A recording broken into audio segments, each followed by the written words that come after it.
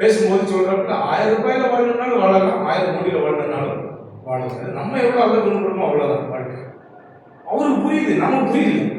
கிறிஸ்தவ விசுவாசிகளாக இருக்கிற நமக்குள்ள இந்த புரிதல் அவசியம். சொல்லுங்க, நான் எவ்வளோ விரும்புகிறேனோ அவ்வளோ வாழ முடியும். 1000 ரூபாயில் வாழணும்னு நினைக்கிறீங்களா? 1000 ரூபாயில் ஆண்டு வாழ வருவாங்க.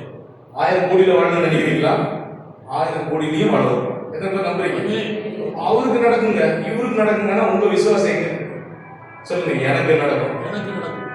நான் பணமொழியை பயன்படுத்துறதுக்கான காரணம் என்னன்னா, நம்ம இந்த உலகத்தினுடைய ஜன்னல் அடைச்சிருக்கு, காத்து வராட்டி பரவாயில்ல, சத்தம் போட முடியாது.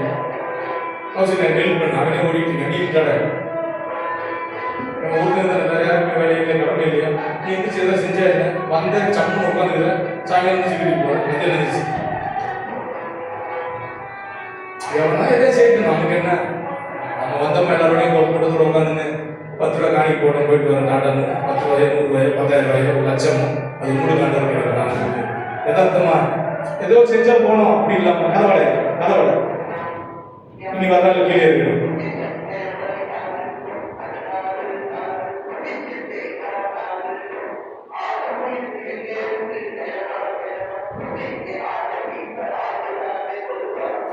நமக்குள்ள இங்க ஒரு விஷயம் தெரியும் என்னன்னா, அவன் ஒண்ணுமே இல்லையா, ஆடிச்சானே பாடினானே ஆடினானோ என்னைக்கு இந்த பாட்டு ரெக்கார்ட் பண்ணி தொலைஞ்சானு தெரியல. அவனுக்கு அப்படிப்பட்ட ஒரு வைராக்கியம் இருக்குதுன்னா, ஜீவனுள்ள தேவனை ஆராதிக்கிறவனுக்குள்ள இருக்கிற வைராக்கியம் இருக்கும்.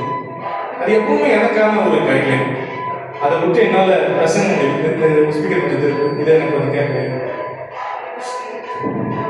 நம்ம உள்ளத்துக்குள்ள அந்த ஒரு வெளிச்சம் இருக்க வேண்டியது அவசியமானது.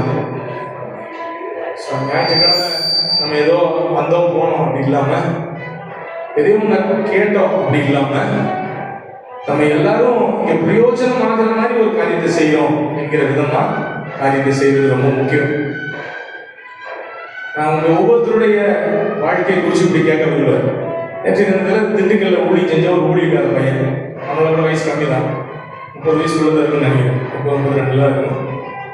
நேற்று ஹாஸ்பிட்டல் கூட போயிருக்கிறாங்க, லங்ஸ் பிரச்சனை ஏதோ சொல்றாங்க, என்னன்னு நமக்கு தெரியல. ஆள் அவுட்டு. முந்தா நேற்று கனகன்பட்டியில் ஊழி செஞ்ச இன்னொரு பையன், அவர் ஆள் அவுட்டு. அதுக்கு முந்தின நாள் ஞாயிற்றுக்கிழமை இந்த தூத்துக்குடி பக்கம் ஊழி செஞ்ச ஒரு பையன், ஆள் இல்லை. ஸோ இந்த மாதிரி ஊழியக்காரனுடைய லிஸ்ட்டு வந்து ஒன்றா பார்த்துட்டே வருது. நான் இதை பார்க்குறப்ப நான் என்ன நினைப்பேன்னா, நம்மளை எது கடவுள் இன்னும் போட்டுருக்குது, நம்மளை என்னைக்கு தூக்கி இருந்துருக்கணுமே. ஏன்னா நமக்கு அதை அப்படி இருந்துச்சு, உங்க எல்லாருக்குமே தெரியும். என்ன காரணத்துக்கு கடவுள் நம்மளை போட்டுருக்கிறாரு? நம்ம அவங்களோட ரொம்ப நீதிமான இருக்கிறதுனால வச்சிருக்காரா? இல்லை இப்படி கேட்குறேன். ஆண்டவர் நிறைய வருஷத்தவர்கள் ஆண்டவர்கிட்ட போயிட்டாங்க, பழைய ஆட்கள் வச்சுக்காங்க, எல்லாரும் போயிட்டாங்க. நம்மளை ஆண்டவர் உலகத்தில் வச்சிருக்கிறாரு. எதுக்காக வச்சிருக்காரு என்ன பேசுங்க, இல்லைன்னா அந்த பாட்டோட போயிருவீங்க. சொல்லுங்க, எதுக்காக நம்மளை வச்சிருக்காரு? ஆண்டவருடைய வார்த்தையை சொல்றதுக்கு வச்சிருக்காரு. ஒருத்தர் சொன்னா இந்த தலையாடக்கூடாது, எனக்கு கேட்கல. சுவிசேஷம் சொல்ல வச்சிருக்காரு. நான் எதுக்கு சொல்லுவானே, நீ ஏதாவது பேச்சு வாங்கிட்டு எதுக்கு அப்படி யோசிச்சீங்கன்னா நீ வளரவே மாட்டீங்க. கற்றுக்கொள்ளணுன்ற அந்த பிரயாசம் இருந்துச்சுன்னா நமக்குள்ள அந்த பேச்சு ஸ்டார்ட் ஆக ஆரம்பிச்சு. நான் இப்போ 6 மாசம் முடியாதுங்க அப்படின்னு டாட்டா போய் சொல்லலாம்.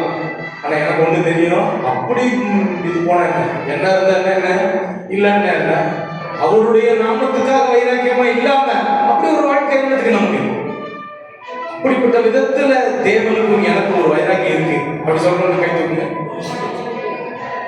ஒருவேளை இவ்வளவு இருக்குதுன்னா இன்னும் இப்படி வரணும், அதுக்குதான் சர்ச்சு இப்படியே இருக்கக்கூடாது. நல்ல கை வைராக்கியம், அப்படிப்பட்ட வைராக்கியம். எப்படிப்பட்ட வைராக்கியம்? ஒருத்தப்படி கத்தி எடுத்துக்கலாமையா, உங்களை ஒவ்வொருத்தரையும் ஆறுத்து காலிக்கணும் போறா, ஏசுன்னு சொல்றீங்களா அப்படின்னு செய்யடா பார்க்கலாம் அப்படின்னு சொல்ற அப்படிப்பட்ட ஒரு வைராக்கியம் அது நம்மளோட இருக்கணும். ஏன்னு கேட்டா, இயேசுக்காக வாழ்கிறது எவ்வளவு முக்கியமோ அது மாதிரி இயேசுக்காக மரிக்கிறது ரொம்ப முக்கியம்.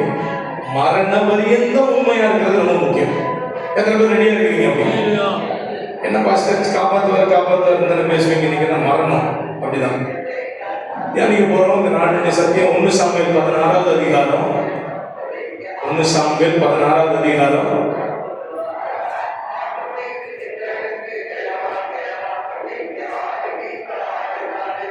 சாமுவேல் 16வது அதிகாரம் எடுத்தீங்களா?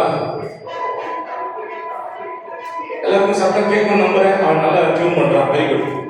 ஒன்று சார் அவங்க எல்லாம் கைத்தட்டுங்க, அழகாக டியூன் பண்ணிக்கலாம். இல்லை எல்லாம் ஒரு தடவை கிளாப் பண்ணி என்கரேஜ் பண்ணுங்க. என்ன தான் கைத்தட்டு வருமா உங்களுக்கு? நல்லா தான் கைத்தட்டுங்க, பைக்குள்ள கீழே வச்சு இவனு சூப்பராக பண்ணலாம். நம்ம அப்படிப்பட்ட விதத்தில் தேவனுக்காக வேலை செய்யணும், அப்படிப்பட்ட விதத்தில் நிற்கணும். 1 சாமுவேல் 16ஆம் அதிகாரம் 1ஆம் வசனம், கர்த்தர் சாமுவேலை நோக்கி, இஸ்ரவேலின் மேல் ராஜாவா இராதபடிக்கு நான் புறக்கணித்து தள்ளின சவுலுக்காக நீ எந்த மட்டும் துக்கித்துக் கொண்டிருப்பாய்? நீ உன் கொம்பை தைலத்தால் நிரப்பிக் கொண்டு வா, பெத்லகேமியனாகிய ஈசாயின் இடத்துக்கு உன்னை அனுப்புவேன். இந்த மாநிலத்தில் கொஞ்சம் போறேன். அவன் குமாரன் ஒருவனை நான் ராஜாவாக தெரிந்து கொண்டேன் என்றான். அதற்கு சாமுவேல், இந்த பெரிய ஸ்பீக்கர் கொஞ்சம் ஏற்கனவே, அதற்கு சாமுவேல், நான் எப்படி போவேன்? சவுல் என்னை கேள்விப்பட்டால் என்னை கொன்று போடுவானே என்றான். அப்பொழுது கர்த்தர், நீ ஒரு காளையை கையோடு கொண்டு போய் கர்த்தருக்கு பலியிட வந்தேன் என்று சொல்லி ஈசாயை பலி விருந்துக்கு அழைப்பாயாக. அப்பொழுது நீ செய்ய வேண்டியதை நான் உனக்கு அறிவிப்பேன். நான் உனக்கு சொல்லுகிறவனை எனக்காக அபிஷேகம் பண்ணுவாயாக என்றார். கர்த்தர் சொன்னபடியே சாமுவேல் செய்து பெத்லகேமுக்கு போனான். அப்பொழுது ஊரின் மூப்பர் தத்தளிப்போட அவனுக்கு எதிர்கொண்டு வந்து, நீ வருகிறது சமாதானமா என்றார்கள். அதற்கு அவன், சமாதானம் தான், கர்த்தருக்கு பலியிட வந்தேன். நீங்கள் உங்களை பரிசுத்தம் பண்ணிக்கொண்டு என்னுடனே கூட பலி விருந்துக்கு வாருங்கள் என்றான். மேலும் ஈசாயையும் அவன் குமாரரையும் பரிசுத்தம் பண்ணி அவர்களை பலி விருந்துக்கு அழைத்தான். அவர்கள் வந்த போது அவன் எலியாவை பார்த்த உடனே, சொல்லுங்க, எலியாவை பார்த்த உடனே, யாரு? ஈசாயோட முதல் மகன். எலியாவை பார்த்த உடனே, கர்த்தரால் அபிஷேகம் பண்ணப்படுபவன் இவன் தான் ஆக்கும் என்றான். இந்த சம்பவத்தை கவனிக்கிறீங்களா? கடற்கரை வாட்சியன்னு நீங்க எங்கேயாவது இருப்பீங்க. இந்த 1 சாமுவேல் 16ஆம் அதிகாரத்துல ஆண்டவர் சாமுவேல்ல ஒரு வார்த்தை சொல்றாரு. சாமுவேல், இந்த மாதிரி ஒரு காரியம் பண்ணுவா. இந்த காரியம் என்னன்னா, நீ இவ்வளவு நாள் சவுல் பின்னாடி போய் அவர் அபிஷேகம் பண்ணி அவர் வேணுங்கிறதெல்லாம் செஞ்சுட்ட. அவரை நான் தெரிஞ்சு கொள்ளணும் அப்படின்னு உனக்கு நான் வழிகாட்டினாலும் அது ஒரு மாதிரி நடந்துச்சு. ஆனா நான் இன்னும் விசேஷமான ஒரு ஆளை வச்சிருக்கிறேன், நீ போய் அவனை பாரு அப்படின்னு சொல்றாரு. சொன்ன உடனே சாமுவேலுக்கு ஒரு பயம், ஐயோ இது தெரிஞ்சா சவுல் என்னை காலி பண்ணிடுவானே. அப்போ ஆண்டவர் சொல்றாரு, இல்லப்பா நீ இப்படி செய் அப்படின்னு சொல்லி அவருக்கு ஸ்டெப்ஸ் கொடுக்குறாரு. இல்லை ஸ்டெப்ஸ், ஒவ்வொரு படிகளா சொல்றாரு. பக்கத்துல சொல்லுங்க, ஒவ்வொரு ஸ்டெப்ஸ் கொடுக்குறாரு. நீங்க கொஞ்சம் கூட வந்துட்டே இருங்க, இல்லைன்னா போயிடுவீங்க, எங்கேயோ போயிடுவீங்க. இங்கதான் உட்காந்துருப்பீங்க, ஆனா எங்கேயோ போயிடுவீங்க. சொல்லுங்க, ஸ்டெப்ஸ் கொடுக்குறாரு. வாயத்தோடு சொல்லுங்க, கொஞ்சம் இங்கிலீஷ் தான். ஸ்டெப்ஸ் படிக்கிட்டு ஒன்னொன்னா இது செய் அப்படி சொல்றாரு. அப்ப முதல்ல 2ஆவது வசனம் 1 வாசிக்கிறேன். கர்த்தர் சாமுவேலை நோக்கி, இஸ்ரவேலின் மேல் ராஜாவா இராதபடிக்கு நான் புறக்கணித்து தள்ளின சவுலுக்காக நீ எந்த மட்டும் துக்கித்துக் கொண்டிருப்பாய்? பல நாள் அவரோட துக்கம் யாருக்காக? சவுலுக்காக துக்கம். எவ்வளவு காலம் பண்ணி துக்கம் ஆகிட்டே இருக்க போற? நான் விரும்பல, ஆனா மக்கள் எல்லாம் ராஜா வேணும்னு கேட்டாங்க. மக்கள் எல்லாம் எல்லாருக்கும் இருக்கிற மாதிரி எங்களுக்கு ஒரு ராஜா கொடுங்க, அதனால ராஜா வந்துட்டாரு. எவ்வளவு நாள் இந்த சவுலுக்காக நீ துக்கம் கொண்டாட போகிற கேட்கிறாரு. இந்த கேள்வி அது தொடர்ச்சியா, நீ எந்த மட்டும் துக்கித்துக் கொண்டிருப்பாய்?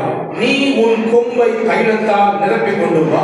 எல்லாம் சொல்லுங்க இந்த வார்த்தை, நீ உன் கொம்பை தைலத்தால் நிரப்பி கொண்டு. அந்த காலங்கள்ல அது தைல கொம்புன்னு சொல்லுவாங்க. நம்ம வீட்டுல பாட்டில் வச்சிருக்கோம்ல, எண்ணெய் ஊற்றி வைக்கிற மாதிரி, அது மாதிரி தைலம் அது எண்ணெயோட சார்ந்த ஒரு வகையை புரிஞ்சுக்கோங்க.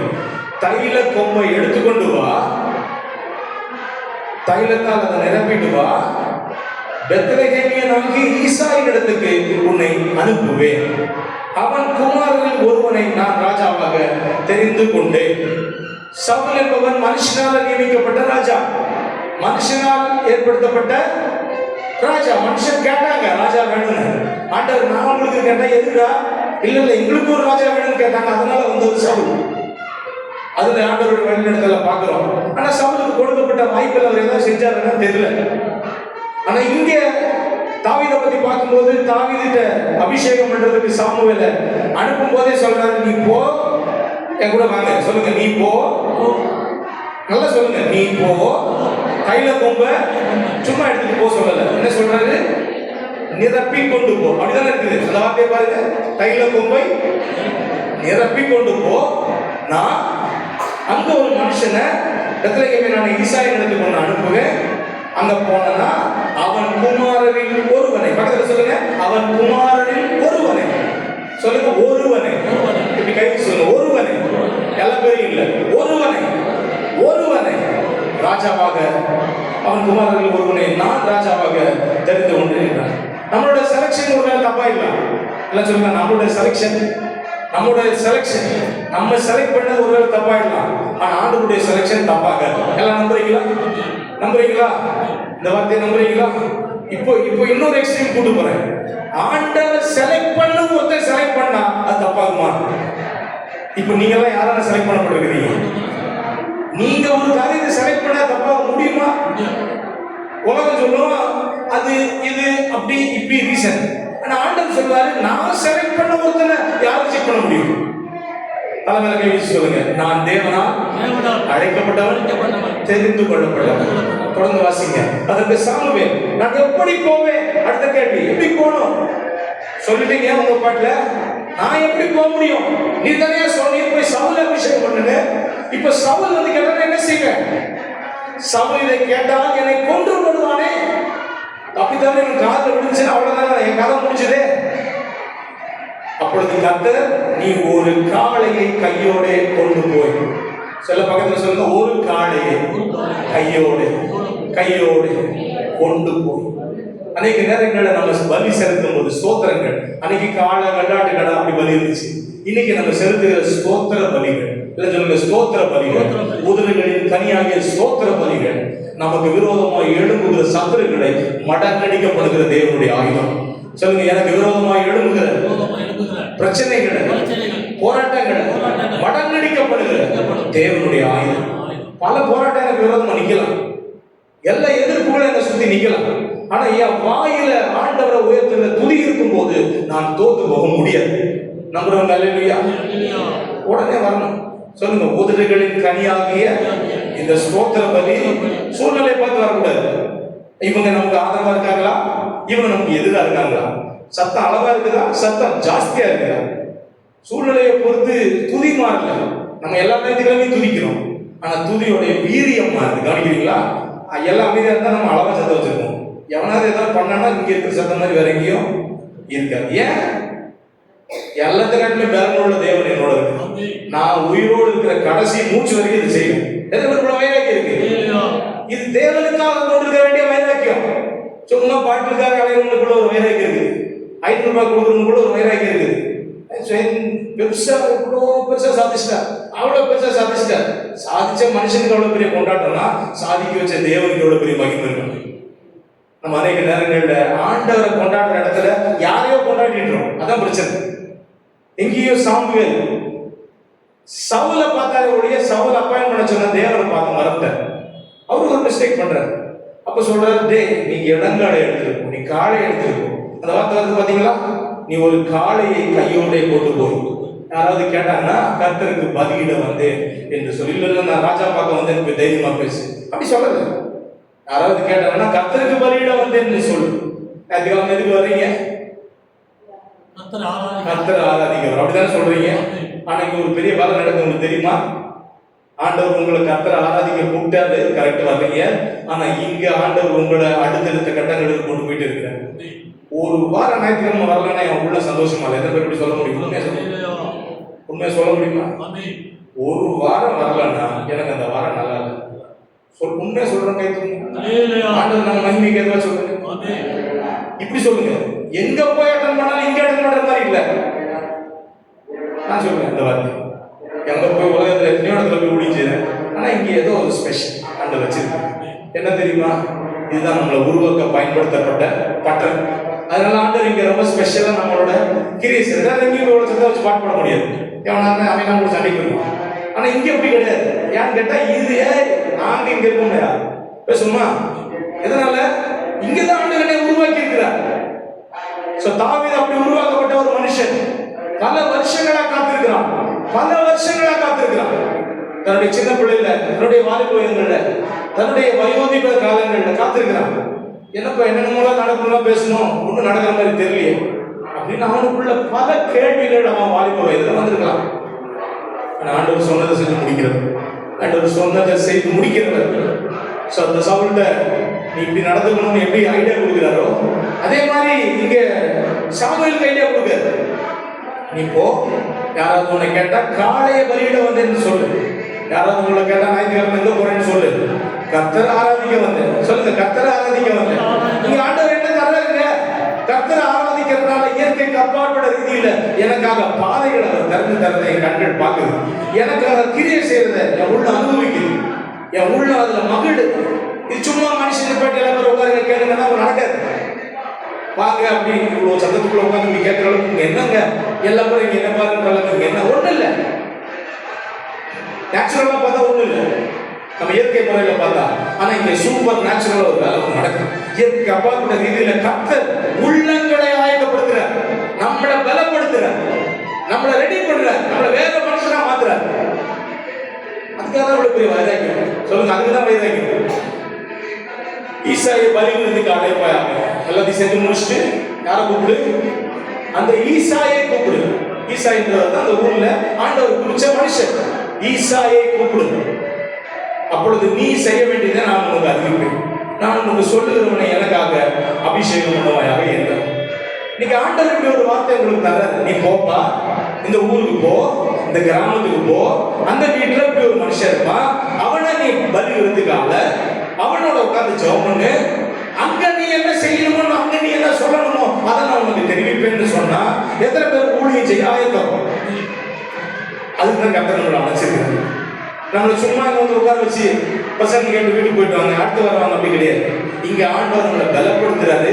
இன்னும் சொல்ல போனா நம்முடைய சபை முயற்சி செய்யற அளவுக்கு வேற யாரும் எந்த விதத்திலையும் அடுத்த தலைமுறையை உருவாக்குறதுக்கு, அடுத்த ஊழியர்களை பரவ செய்யறதுக்கு என்கரேஜ் பண்ற ஆட்கள் வேற யாராவது இருக்காங்களான்னு எனக்கு தெரியல, நான் அறிஞ்ச வரைக்கும்.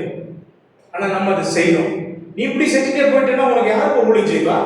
எல்லா இடத்துலையும் நீ எல்லா விசுவாசிகளையும் ஊழியக்காரனா மாத்திட்டேன்னா நீ எங்க போய் பிரசங்கம் பண்ண போற? நீ எங்க போய் பாட்டு பாட போற? ஆண்டவருக்கு அப்படி ஒரு பிரச்சனை எங்கேயுமே இல்லை. அப்புறம் நான் ஏன் அந்த பிரச்சனையை பத்தி யோசிக்கணும் சொல்லுங்க. என்னுடைய கிராமம், என்னுடைய பகுதி, நான் தேவனுக்காக வைராக்கியம் கொள்ளும்படி முன்குறிக்கப்பட்டு என்னுடைய கருத்துல ஒப்படைக்கப்பட்டிருக்கிறது. சொல்லுங்க. என்னுடைய கிராமம், நான் வாழ்கிற பகுதி, நான் இருக்கிற தெரு, நான் சந்திக்கிற மக்கள் என் மூலமா தேவனை அறியும்படி ஆண்டவர் என்ன முன்குறிச்சு அடைச்சிருக்கு. இப்போ நீ அங்க போய் அவங்களை சாப்பிட கூப்பிடு. அங்க ஒரு சின்ன பிரேயர் மீட்டிங் கூப்பிடுங்க. அங்க நான் உனக்கு சொல்ல வேண்டியதை சொல்லுவேன். புரியுது? இந்த ரகசியம் வளர்ந்துது. நம்மளை ரெடி பண்ணாம ஆண்டவர் நம்ம மூலமா எதையும் செய்யவே முடியாது. நம்ம அவருடைய லெவலுக்கு நம்மளுடைய எண்ணங்களை வளர்க்கணும்னு சொல்லுறாரு. ஆண்டவரே அங்க போனா நீ எங்கிட்ட சொல்லுவீரா சொல்ல மாட்டீரா அப்படிலாம் அவர் திரும்ப கேள்வி கேட்கல. அவரு சரின்னு கிளம்புறாரு. பகுதியை கவனிங்க.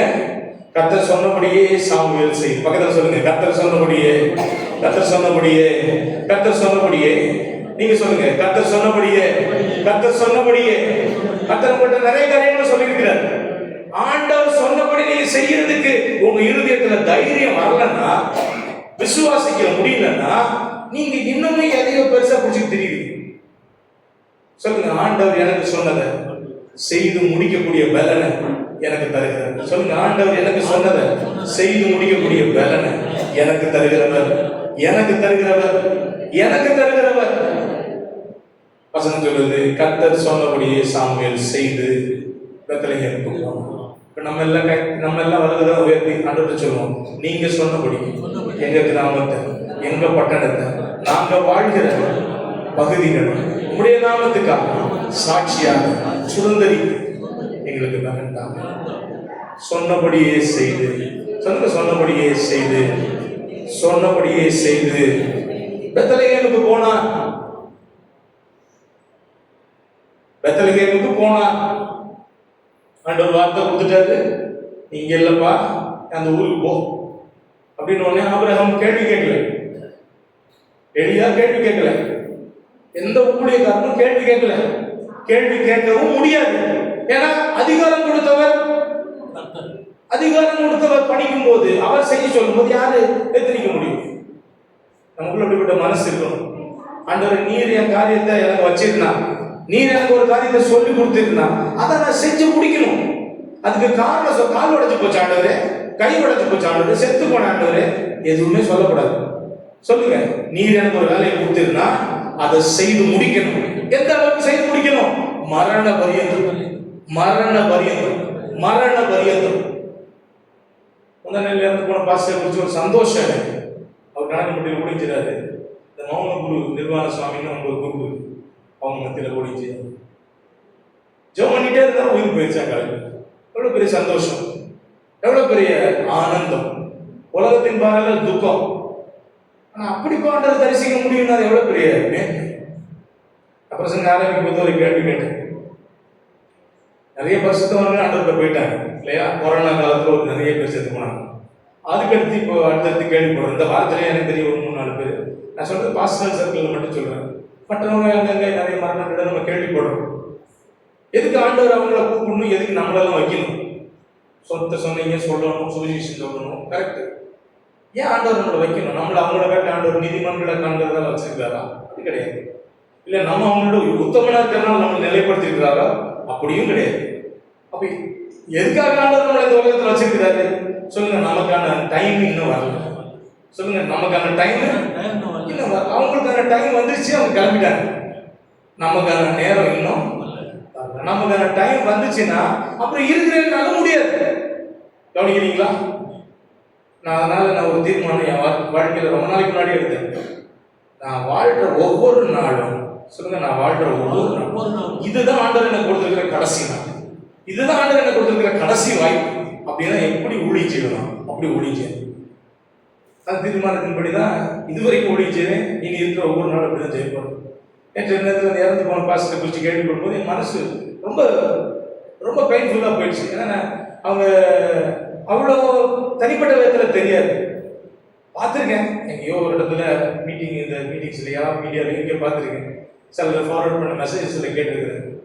இந்த பையனோட அப்பா எனக்கு நல்லா தெரியும். நேற்று தான் அவருக்கு பிள்ளை இவருன்னு எனக்கு தெரியும். இந்த பையனோட அப்பா அவருன்னு நேற்று தான் எனக்கு தெரியும். ஏன்னா இங்கனுக்குள்ள இருந்து இவ்வளோ நாள் தெரியாமல் போயிருந்திருக்கு. இனி தெரிஞ்ச பிரயோஜனம் இல்லை. ஏன்னு கேட்டால் அவரோட சாப்டர் இந்த உலகத்தில் முடிஞ்சிச்சு. அடுத்து அவர் அக்கௌண்டபிலிட்டி கடவுள்கிட்ட தான். இப்போ போய் அவர்கிட்ட நம்ம என்ன பேசணும்னு கேட்க போகிறது. கொஞ்சம் கற்பனை பண்ணி பாருங்க. நேற்று இப்படி சொல்கிறேன்னு நீங்கள் தப்பாக நினைக்கக்கூடாது. நீங்கள் உங்கள் வாழ்க்கையை நிதானிக்கணுன்றது தான் என்னுடைய நோக்கம். நேற்றுக்கு உங்களுக்கு வாழ்க்கை முடிஞ்சிச்சு.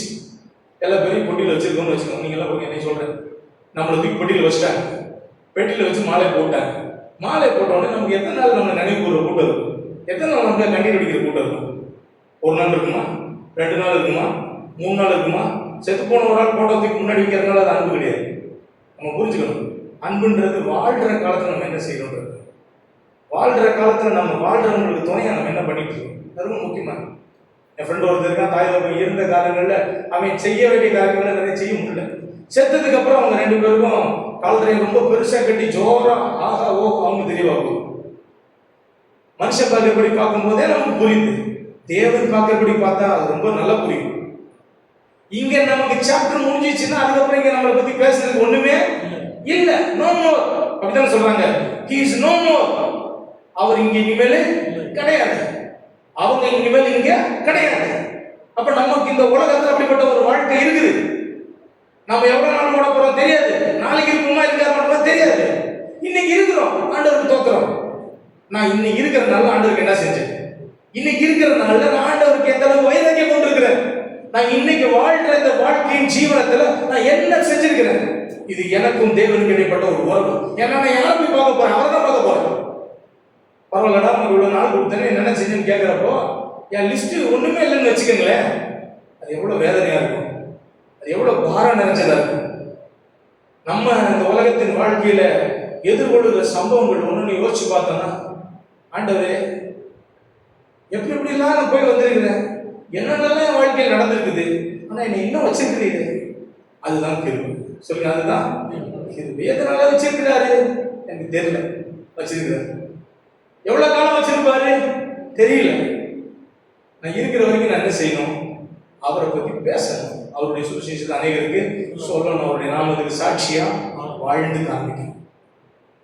ஆண்டவர் வைக்க வேண்டிய இடத்துல யாரை வச்சாரு, எதை வச்சாரு, அது தப்புதான். சொல்லுங்க, ஆண்டவர் வைக்க வேண்டிய இடத்துல யாரை வச்சாரு? சாமுவேல் கூட ஆண்டவர் சவுல் அடிப்பானே, டேய் சொல்றது நானுடா, யாருக்கு புரியல? சாமுவேலுக்கு புரியல. அதுக்கப்புறம் சொல்றாரு, இங்க காலை திருப்பி யாராவது கேட்டால் அந்த காளையை காட்டு. அன்னைக்கு என்னை பற்றி கேட்டுக்கிறது உண்டு. நீ என்ன ஊழியக்காரன்னு சொல்கிற, ட்ராவல்ஸ்ன்ற, அப்புறமேல மியூசிக்ன்ற, அப்புறம் என்ன ட்ரேடிங்கிற, இப்போ என்ன இன்சூரன்ஸ் நான் முடிச்சுட்டு வந்திருக்கேன். நான் அவன்கிட்ட திரும்பி மறு கேள்வி கேட்பேன். நான் வேதனைப்பட்ட சமயங்கள் எனக்காக கை கொடுக்க எத்தனை பேர் நீ? நான் வலிக்கிற நாளில் என் கூட எத்தனை பேர் ஆதரவான நீ? என்னுடைய கண்ணீர் எத்தனை பேருக்கு தெரியும்? விமர்சனம் பண்ணுறதுக்கு கடகடகம் கலந்து வர்ற வாய்கள் நம்முடைய வலிகளை சமூகம் எந்த அளவுக்கு நமக்காக நிற்கும். எனக்கு எந்த வேலையும் செய்ய இஷ்டம் கிடையாது. எல்லாமே இந்த காளையை தூக்கிட்டு போகிற மாதிரி தான். எத்தனை பேர் புரியுதோ? புரிஞ்சவங்க நிறைய சொல்லுது. எல்லாமே ஒரு காளையை தூக்கிட்டு போகிற மாதிரி தான். அந்த காளை என்ன காப்பாற்ற போகிறது இல்லை. அந்த காளையின் மூலமா செய்த ஒரு வேலையின் மூலமா தேவனுடைய நாமத்துக்கு எப்படியாவது மகிமை கொண்டு வர முடியுமா? எப்படியாவது உள்ள போக முடியுமா? எப்படியாவது விசேஷம் சொல்ல முடியுமா? எப்படியாவது ஜனங்களை ஆண்டவர்களை நடத்த முடியுமா? ஏன்னா பிரயாசப்படுறது. நீங்களும் அதை செய்யணும்னு நான் எதிர்பார்க்கிறேன். இது ஒரு ஆள் செய்கிற வேலை இல்லை. நான் எல்லாம் சரி நீங்கள் போய் வேடிக்கை பாருங்க அப்படி கிடையாது. சர்ச்சில் இங்கே ஒழுங்கு பண்ணுறதுக்கு 4 பேர் தேவை அப்படின்னும் போது இது வந்து நம்ம ஒழுங்கு பண்ணுறதுக்கு இது தேவைன்னு வரும்போது சுவிசேஷ அறிவிக்க வரக்கூடாது, அடி பண்ண மறக்கணுன்ற ஊரில் எத்தனை பேர் தேவை?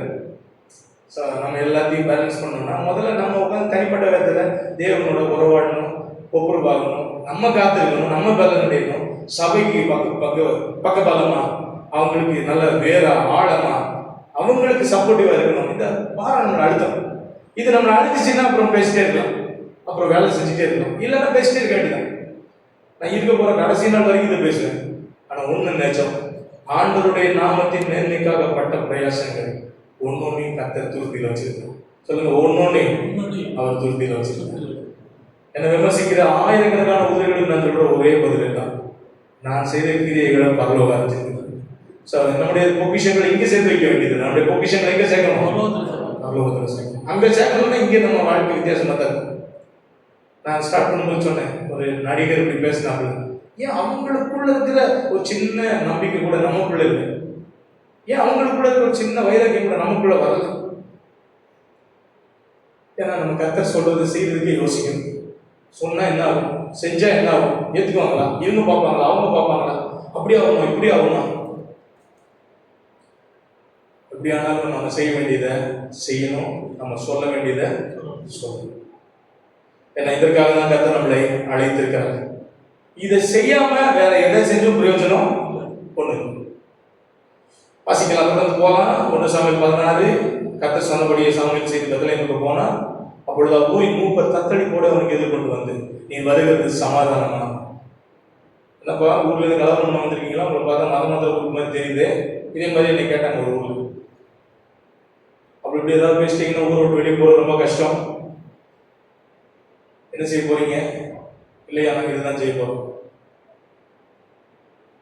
அதற்காக சமாதானம் தான் கர்த்தருக்கு பலியிட வந்து, நீங்கள் உங்களுடைய பரிசுத்தம் பண்ணி கொண்டு என்னோட பலிகளுக்கு வாருங்கள் என்றார்.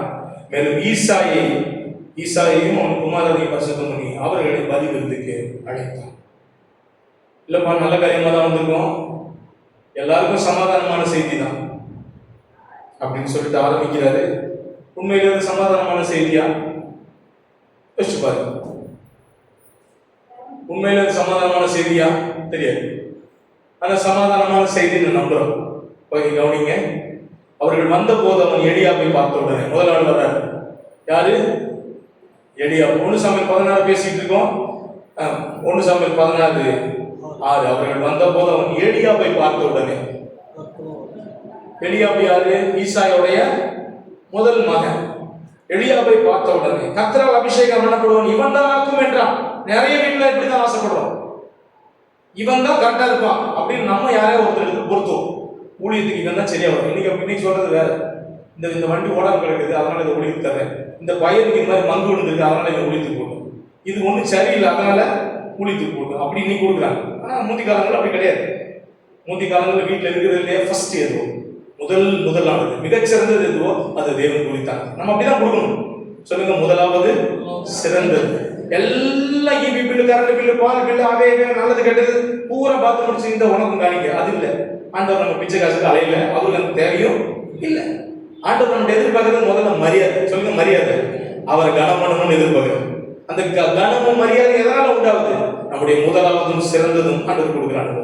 இப்போ எதிரியாகவும் முதல் மனுஷன், அதனால நினைக்கிறாங்க இவர் தான் கரெக்டாக ஆண்டவரால் தெரிந்து கொள்ள விட்டவனாக்கும். அதனால இவனாதான் இருக்கும் அப்படின்னு ஈசாக்கு ஏசாவை பார்த்த மாதிரி இவன் தானே அங்க வந்து போராட்டம் நடந்துட்டு இருக்கு. ஆனா காரியம் வேற மாதிரி முடித்து பாருங்க. ஒரு வீட்டுல எப்படி இருந்து அப்படி யோசிச்சு பாருங்க. ஈசாக்கு ஏசாக்கு ரொம்ப இஷ்டம்.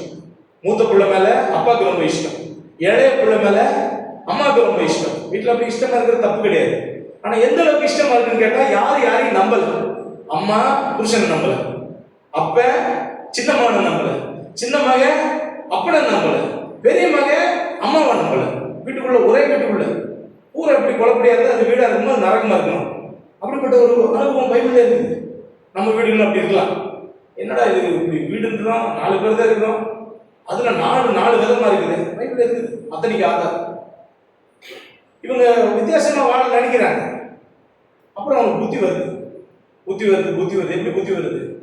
இல்ல ஏமாத்துறதுக்கு எந்த அளவுக்கு தைரியமா இருக்கிறான் யாக்கோபு. அப்பாவை எந்த அளவுக்கு ஏமாத்தலாம் அப்படின்ற அளவுல எக்ஸ்ட்ரீமுக்கு போயிருக்கான். சத்தம் வேற மாதிரி இருக்குது, ஆனா கையே ஏசா மாதிரி இருக்குது. நம்ம வாழ்க்கை நிறைய நேரத்தில் அப்படி இருக்குது.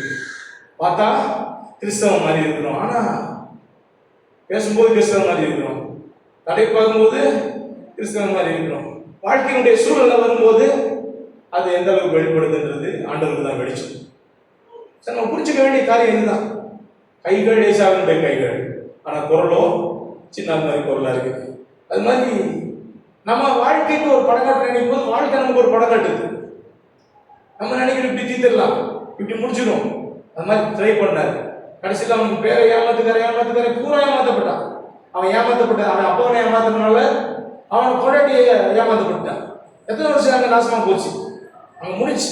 அவன் வாழ்க்கையில பாதி முடிஞ்சிச்சு. இந்த கொண்டாடிக்கு இத்தனை வருஷம், அந்த கொண்டாடிக்கு அத்தனை வருஷம் சொல்லி முடிச்சு. அதுக்கப்புறம் ஆண்டவர்கிட்ட முறையிடுறான், திரும்ப மன்னிப்பு கேட்கிறான், திரும்ப ஆண்டவர்கிட்ட ஒப்புரவாகி தன் வழிகளை சரி பண்ணி அவன் ஆண்டவர் அடைக்கிறார். ஆபிரகாமின் தேவன், ஈசாக்கின் தேவன், அவனையும் தள்ளல, ஏமாத்தினவனையும் தள்ளல. ஆண்டவர் நம்மள மாதிரி மக்களோட வேலை செய்யறார். ஆண்டவர் பெர்ஃபெக்ட் பீப்புள் எடுத்து வேலை செய்யறது இல்லை. மிகச்சிறந்த மனுஷன் எடுத்து நான் பாப்பாவனை நான் ஊழியத்துக்கு பயன்படுத்துறேன் அப்படின்னு நினைக்கிறாங்க. அப்படிதான் நினைச்சிருக்காரு எலியாவை கூப்பிடும்போது கூட. ஆனா ஆண்டவருடைய தீர்மானம் அப்படி இல்லை. எளிமையும் சிறுமையுமானவனால ஆண்டவருடைய நினைவுகள் இருக்கு. ஆண்டவர் நம்மளை செலக்ட் பண்ணணும் ஒரே ஒரு விஷயம் தான், நம்மளும் குறைவுள்ளவன். ஆண்டவர் நம்மளை செலக்ட் பண்ணதுக்கு என்ன காரணம் இருக்க முடியும்? குறைவுள்ளவன். எல்லாம் இருந்துட்டு கை சொல்லுங்க, குறைவுள்ளவன். எதனால ஆண்டவர் என்னை செலக்ட் பண்ணாரு? நான் ரொம்ப மிஸ்டர் பர்ஃபெக்ட்னாலயா? குறைவுள்ளவன். இந்த குறைவுள்ளவனோட வேலை செய்யறாரு, தவறாம வேலை செய்யறாரு, தினம் வேலை செய்யறாரு. யார் என்ன சொன்னாலும் வேலை செய்யறாரு, எது நடந்தாலும் வேலை செய்யறாரு. அவர் என்ன கைவிடுவது இல்லை. என் கூடவே இருக்கிறார், எனக்கு ஆண்டவரா இருக்கிறாரு. யாக்கோபின் தேவன் வாசிக்கிறோம், ஆபிரகாம் ஈசாக்கின் தேவன் வாசிக்கிறது அவ்வளவு சர்ப்ரைஸா இல்லை. யாக்கோபுக்கும் கடவுளா அப்படின்னும் போது சர்ப்ரைஸா இருக்கு. அது மாதிரிதான் எனக்கும் ஒன்று தேவன். சொல்லுங்க, எனக்கும் தேவன், என்னுடைய தேவன். இவ்வளவு குறை இருக்குது, இவ்வளவு மோசமா இருக்கேனே, அப்படிப்பட்ட மனுஷன் தான் எடுத்து ஆண்டவர் பெர்ஃபெக்ட் பீப்புள் போய் உலகம் போனது என்னால ஒருத்தனை பார்க்க முடியாது. எல்லாரும் குறை உள்ளவங்க. இந்த குறை உள்ளவங்களை எடுத்து அவர் அவருடைய ஆனந்த ஞானத்தின்படி திட்டத்தின்படி உருவாக்குறார், உருப்படுத்துறார். எவ்வளவு பேர் ரெடியா இருக்கிறோமோ அவ்வளவு பேர் அவர் ரெடியாக்குறாரு. எவ்வளவு பேர் ரெடி இல்லாம இருக்கிறாரோ அவங்களோட இன்னும் வேலை செய்யறாரு. ஆனா நம்ம ரெடியாக மாட்டோம். முதல் மனுஷன், முதல் ஆள் வீட்டுல, ஈசாயோட வீட்டுல முதல் ஆள் எலியாவை பார்த்த உடனே கர்த்தரால் அபிஷேகம் பண்ணப்படுவன் இவன் தான் ஆகும் என்றான். 1 சாமுவேல் 16:7. கர்த்தர் சாமுவேலை நோக்கி, நீ இவனுடைய முகத்தை இவனுடைய சரீர வளர்ச்சியையும் பார்க்க வேண்டாம். உலகம் நீங்க நம்ம அப்படிதானே பார்க்குது. ஆள் நல்லா இருக்கிறார், ஆள் ரொம்ப அழகா இருக்காரு, அவருடைய சரீரம் நல்ல புஷ்டியா இருக்கு, அழகா இருக்கிறார், கட்டுக்கோப்பா இருக்கிறார். அப்ப இவர் தான் நிச்சயமா ராஜாவா இருக்கிறதுக்கு தகுதியானா அப்படி பார்க்க. ஆனா ஆண்டவர் சொல்றாரு, இவனுடைய முகத்தை பார்க்காத, இவனுடைய சரீர வளர்ச்சிய பார்க்காத, நான் இவனை புறக்கணித்தேன். ஏன் ஆண்டவர் புறக்கணிச்சாரு தெரியாது.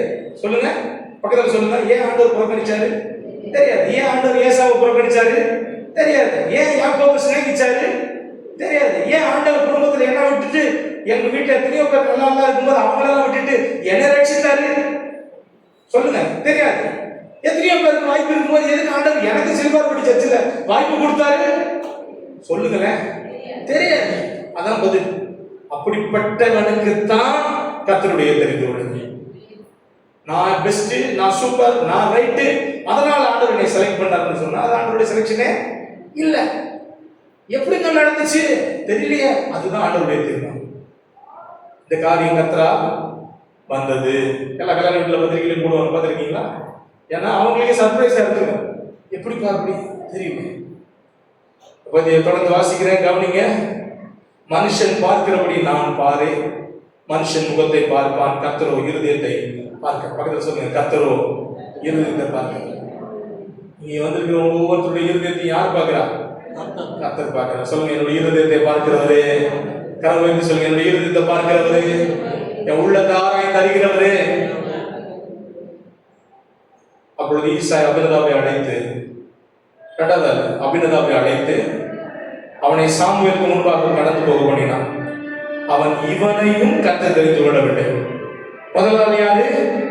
எலியாபு. இரண்டாவது ஆள் யாரு? அபினதாபு. இந்த பேரெல்லாம் எபிரேய பேர்கள், அதனால நமக்கு கொஞ்சம் கஷ்டமா இருக்கும். கதை நல்லா அடிங்க. அபினதாபை அழைத்து அவனை சாமுவேலுக்கு முன்பாக கடந்து போக பண்ணினான். அவன் இவனையும் கர்த்தர் தெரிந்து கொள்ளவில்லை என்றான். ஈசாய் சம்மாவையும் கடந்து போக பண்ணினான். அவன் இவனையும் கர்த்தர் தெரிந்து கொள்ளவில்லை என்றான். இப்படி ஈசாய் தன் குமாரரில் 7 பேர். எத்தனை பேரு? அவர் மொத்தம் எத்தனை பிள்ளைங்க?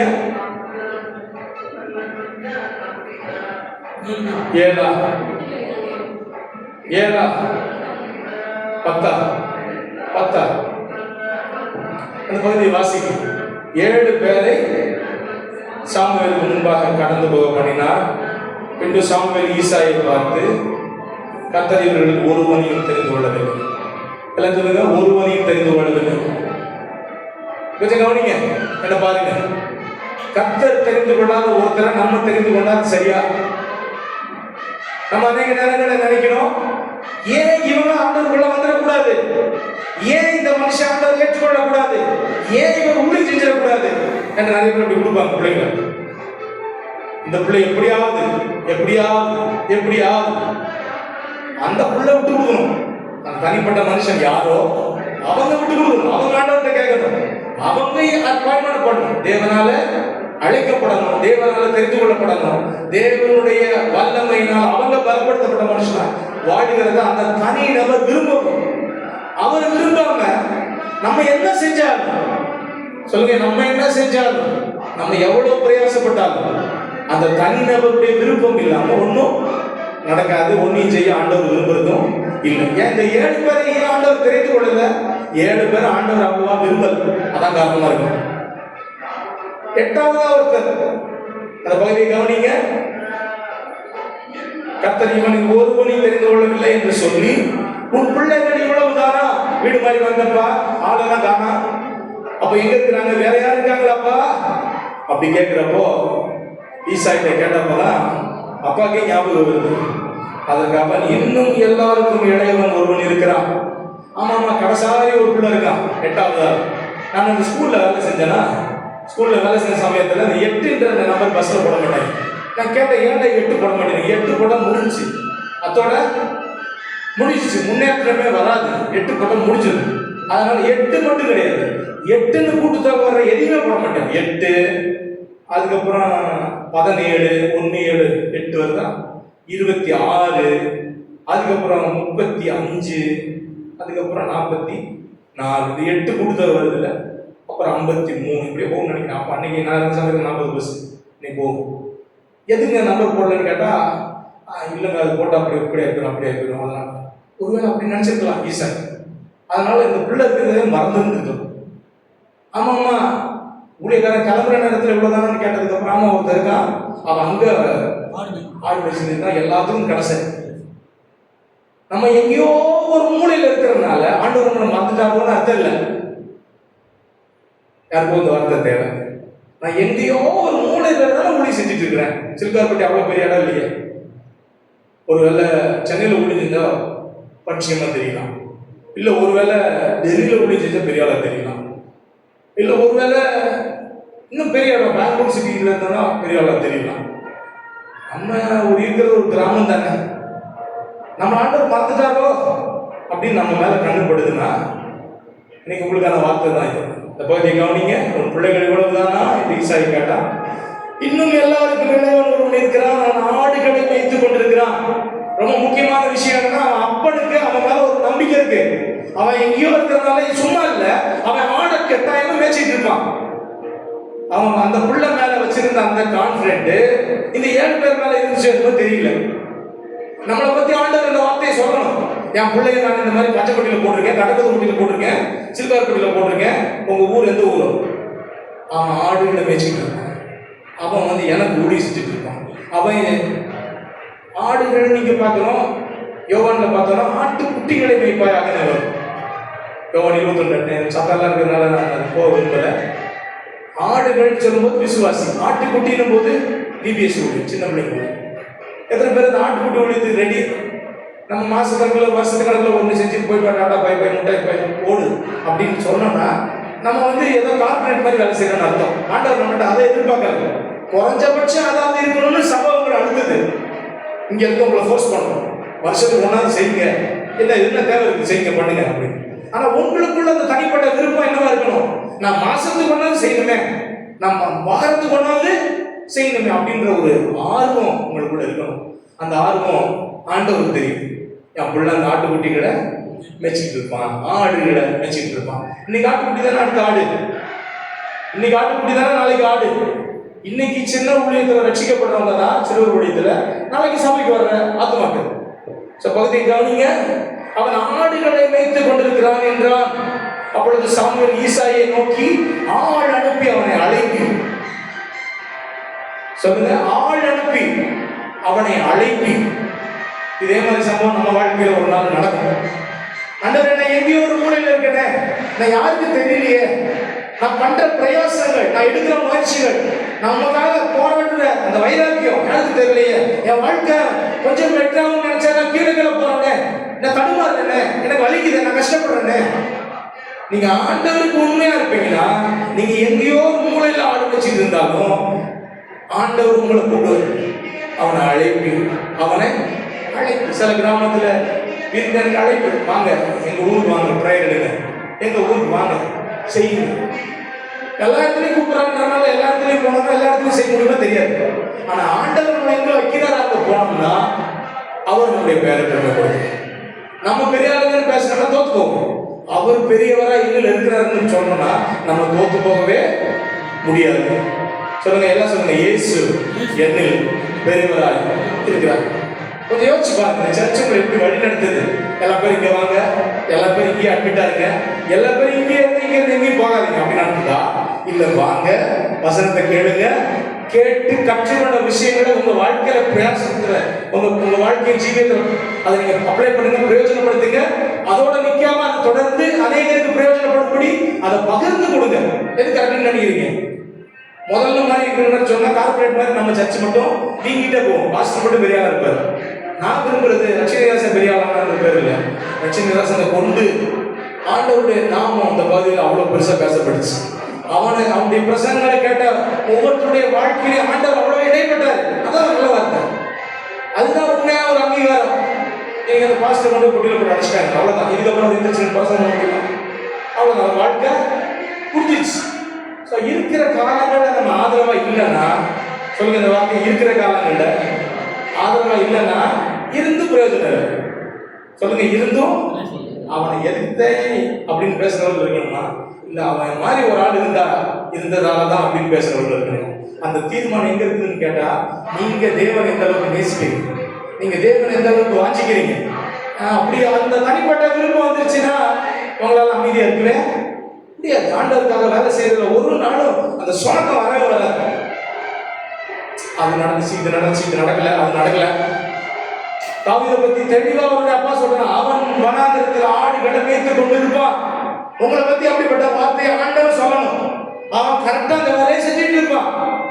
கை கால் இல்லைன்னா என்ன செய்வான்? ஏன்னா அவனுக்கு உள்ள நான் வாசமா இருக்கிறேன். எத்தனை பேருக்கு அப்படிப்பட்ட அங்கீகாரம்? சொல்லுங்க, அவர் என்னில வாசமா இருக்கிறதுனால, எல்லாம் நல்லா சொல்லுங்க, அவர் என்னில் வாசமா இருக்கிறதுனால என்ன நடந்தாலும், என்ன வந்தாலும், எது நடந்தாலும் என் ஆத்துமா, என் வாய், என்னுடைய கண்ணு, என்னுடைய கால், என்னுடைய சரீரத்தினுடைய ஒவ்வொரு அவயமும் ஆண்டவருக்காக நிற்கும்.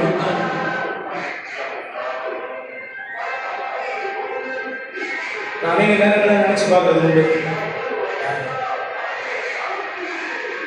அந்த அனுபவங்களை உங்களோட ஷேர் பண்ணிருக்கேன்னு நான் நம்புறேன். சென்னையில் இருந்த நாட்கள், அப்புறம் இங்கே மார்க்கெட்டிங்கில் வேலை செஞ்ச நாட்கள் எல்லாத்தையும் நினைச்சு பார்ப்பேன். ஒன்றுக்கும் உதவாதவனவர் தானே எடுத்து ஆண்டவர் எல்லாரும் மதிக்கிற அளவுக்கு உயர்த்தி வச்சிருக்கிறதுனால இது என்னால் உண்டான மரியாதையா? நிச்சயமா கிடையவே கிடையாது. இது ஆண்டவர் எனக்கு தந்திருக்கிற மரியாதை. நம்ம அட்டைன் பண்ணா தோத்துப்போம். எல்லாம் சொல்லுங்க, நம்ம போய் அட்டைன் பண்ணா தோத்துப்போம். நான் போய் இதை செஞ்சாதான் நான் ஆண்டவருடைய பிள்ளைனா எல்லாருமே தோத்துப்போம். மாறாக அவர் நமக்கு அந்த அதிகாரத்தையும் வல்லமையும் தந்திருக்கிறதால நாம் தோத்து போக முடியாது. நம்ம சொல்லுங்க, நான் ஆண்டவருடைய பிள்ளைன்ற அந்த நம்பிக்கை அதிகாரமும், ஏன் நான் நல்லவனா இருக்கேன், நான் யோகியனா இருக்கிறேன், நான் நல்லா ஜெபம் பண்றேன், நான் நல்லா பைபிள் படிக்கிறேன், அப்படி பார்த்து ஆண்டவர் எனக்கு தரல. அவர் என்னை நம்பினதால, என்னை நேசிச்சதால தந்திருக்காரு. அந்த அதிகாரத்தை உடையவனா நான் வாழலைன்னா நான் வாழ்ந்தும் அர்த்தம். புரியுது? ஒரு பெரிய வல்லமை உடைய ஒரு மனுஷன் கடைசி வரைக்கும் எதுவுமே செய்யாம போயிட்டானா அது ஆண்டவர் பிரச்சனையா? இந்த பகுதியை கவனிங்க. ஆள் அனுப்பி அவனை அழைப்பு. சொல்லுங்க, ஆள் அனுப்பி அவனை அழைப்பு. உங்களுடைய கிரியைகள் தேவனிடத்தில் உங்களுக்காக பேசும். சொல்லுங்க, உங்க கிரியைகள் தேவனிடத்தில் உங்களுக்காக பேசும். நம்ம ஆண்டவர் உண்மை உள்ளவன்னு நம்பி இந்த வேலையை தந்தாருன்றது மட்டும் இல்லை, நம்ம இன்னும் கொஞ்ச நாள் கிரியை செய்யணும்னு ஆண்டவர் விரும்புறாரு. ஒருவனும் கிரியை செய்யக்கூடாத ராக்காலம் ஒன்று வருது. அப்ப யார் எந்த வேலையும் செய்ய முடியாது. அது வரைக்கும் நமக்கு டைம். அவருடைய வருகைன்ற நாள் அப்போ நம்ம ஒன்றும் பேச முடியாது, ஒன்றும் பண்ணுவோம், டர்னட்டு போவோம். அவ்வளவுதான். ரகசிய வருகை சொல்லி முடிச்சு என்னங்க பேசிட்டு இருந்தாங்க, ஆளுகளை காணாம. இப்படிதான் இந்த பகுதியை கவனிங்க. ஆள் அனுப்பி அவனை அழைப்பி. பலர்களை ஆண்டவர்கிட்ட கேளுங்க, நான் செய்கிற வேலைகளை நினைவு கூறுகிற தெய்வம் ஆள் அனுப்பி என்னை அழைத்து கொடு, என்னை அழைச்சு கொடு. நான் ஜெபம் பண்றேன் பல நேரங்களில், எனக்கான நாள் என்னைக்கு ஆண்டது, எனக்கான அந்த ரிவார்டு என்னைக்கு ஆண்டது. இந்த கேள்விக்கு பதில் என்ன? ஆடுகளை வைத்துக் கொண்டு அமைதியா. சீமோன் பேதுரு சொல்றாரு, குமாரனாகிய சீமோன் என்னிடத்தில் அன்பா இருக்கிறாயா? ஆமாண்டவர், அன்பா இருக்கிறேன். ஆடுகிறேன். அன்பா இருக்கிறாயா? மெய். அன்பா இருக்கிறாயா? சொல்றாரா? சும்மா மூணுல கேட்டுக்க மாட்டாங்க. கொஞ்சம் கான்வர்சேஷன் போயிருக்கும், கொஞ்சம் நிறைய பேசியிருப்பாங்க, நிறைய நடந்திருக்கும். சொல்லுங்க, நான் உங்களுடைய வேலையை செய்வேன். வலதுகளை போய் ஆண்டவர் நோக்கி சொல்லுங்க, எனக்கு பலன் இருந்தாலும் எனக்கு பலன் இல்லாட்டி, எனக்கு எல்லாம் சந்தோஷமா போனாலும் எல்லாம் நஷ்டமா போனாலும், எது நடந்தாலும் எது நடக்கட்டும், உங்களுடைய வேலையை நான் செய்வேன். வேலைக்கு நம்ம கூட இருக்கணும். தொடர்ந்து கவனிங்க. ஆள் அனுப்பி அவனை அழைப்பித்தான். அவன் சிவந்த மேனியும் அழகிய கண்களும் நல்ல ரூபமாக இருந்தான். அப்பொழுது கர்த்தர், இவன் தான் ஆண்டவர் பார்த்து நம்மளை பாயிண்ட் அவுட் பண்ணிட்டாருன்னா யார் நம்மளை ரிஜெக்ட் பண்ண முடியும்? ஆண்டவர் தெரிந்து கொள்ளாத ஒருத்தனை நம்ம தெரிந்து கொண்டா தப்பு.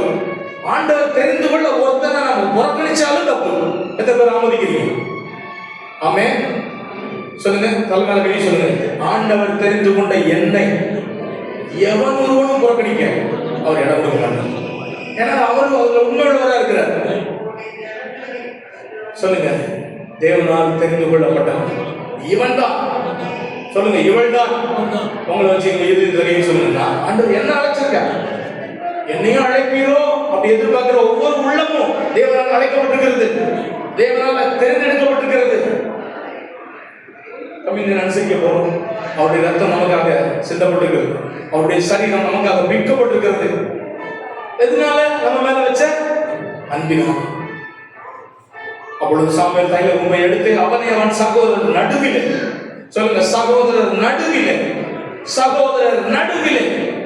எனக்கு இந்த வார்த்தை ரொம்ப பிடிச்சது. இவங்கெல்லாம் யார் மைசூர் போறவங்க? யார்? நம்ம சகோதரர்கள் தான். ஆமா தானே? அவங்க வெளியே ஒரு கிரகத்துல தான் வந்திருக்காங்க, நம்ம ஊர்ல தான் இருக்காங்க, அவங்களும் மனுஷங்க தானே. நம்மளை விரோதிக்கிறவங்க யாரு? அவங்களும் நம்ம சகோதரர்கள் தான். நம்ம கூட சண்டை போடுறவங்க யாரு? நம்ம சகோதரர்கள் தான். நம்மளை கூட வம்பிழுக்கிறவங்க யாரு? நம்ம சகோதரர்கள் தான். நம்மளை பரியாசம் பண்றவங்க யாரு? நம்ம சகோதரர்கள் தான். நம்முடைய சகோதரர் நடுவிலே, அதான் சொல்றதா, சகோதரர் நடுவிலே அபிஷேகம் பண்ணினார். எல்லாம் சொல்லுங்க, நடுவில். ஏன் ஆண்டவர் மூளையில கொண்டு அபிஷேகம் பண்ணக்கூடாதா? இல்ல, செய்ய மாட்டார். எங்கெங்கெல்லாம் வெட்கப்படுகிறோம் சொல்லுங்க, எங்கெங்கெல்லாம் வெட்கப்படுகிறோமோ அங்கே நம்முடைய தலைகளை உயர்த்த தேவன் வல்லவர். சும்மா ஏதோ வந்து பிரசங்க கேட்ட போயிட்டு வாங்க, அடுத்த வாரம் அல்லேலூயா தோத்திரம், கர்த்தர் ஆசீர்வதிப்பார், கர்த்தர் பார்த்து போயிட்டு வா. அப்படி ஒரு பிரசங்கத்தை பண்ண நான் ஒரு நாள் விரும்புறேன். ஒரு புண்ணுக்குன்னு தெரிஞ்சு அதில் மேலும் மேலும் மூடி வச்சு ஒரு பிரச்சனையா தீர போறது இல்ல. யார் ஆசீர்வதிப்பா? எந்த மனுஷன் ஆசீர்வதிப்பா? எப்படிப்பட்டவன் ஆசீர்வதிப்பா? ஏன் ஆசீர்வதிப்பா? எதனால ஆசீர்வதிக்கிறார்? கேள்வி கேட்கிறீங்களா? கேள்வி கேட்டீங்கன்னா இந்த 1 சாமுவேல் 14 பதில். எதனால தாவீது ஆசீர்வதிச்ச? ஏன் ஆசீர்வதிச்ச? எல்லாத்துக்கும் பதில் இருக்கு. எதனால ஆசீர்வதிச்ச? குடும்பத்தில் எல்லாராலையும் புறக்கணிக்கப்பட்டதால ஆசீர்வதிச்ச. ஏன் அவனை தடுத்தெடுத்தாரு? அவன் மேல யார் கண்ணும் படல.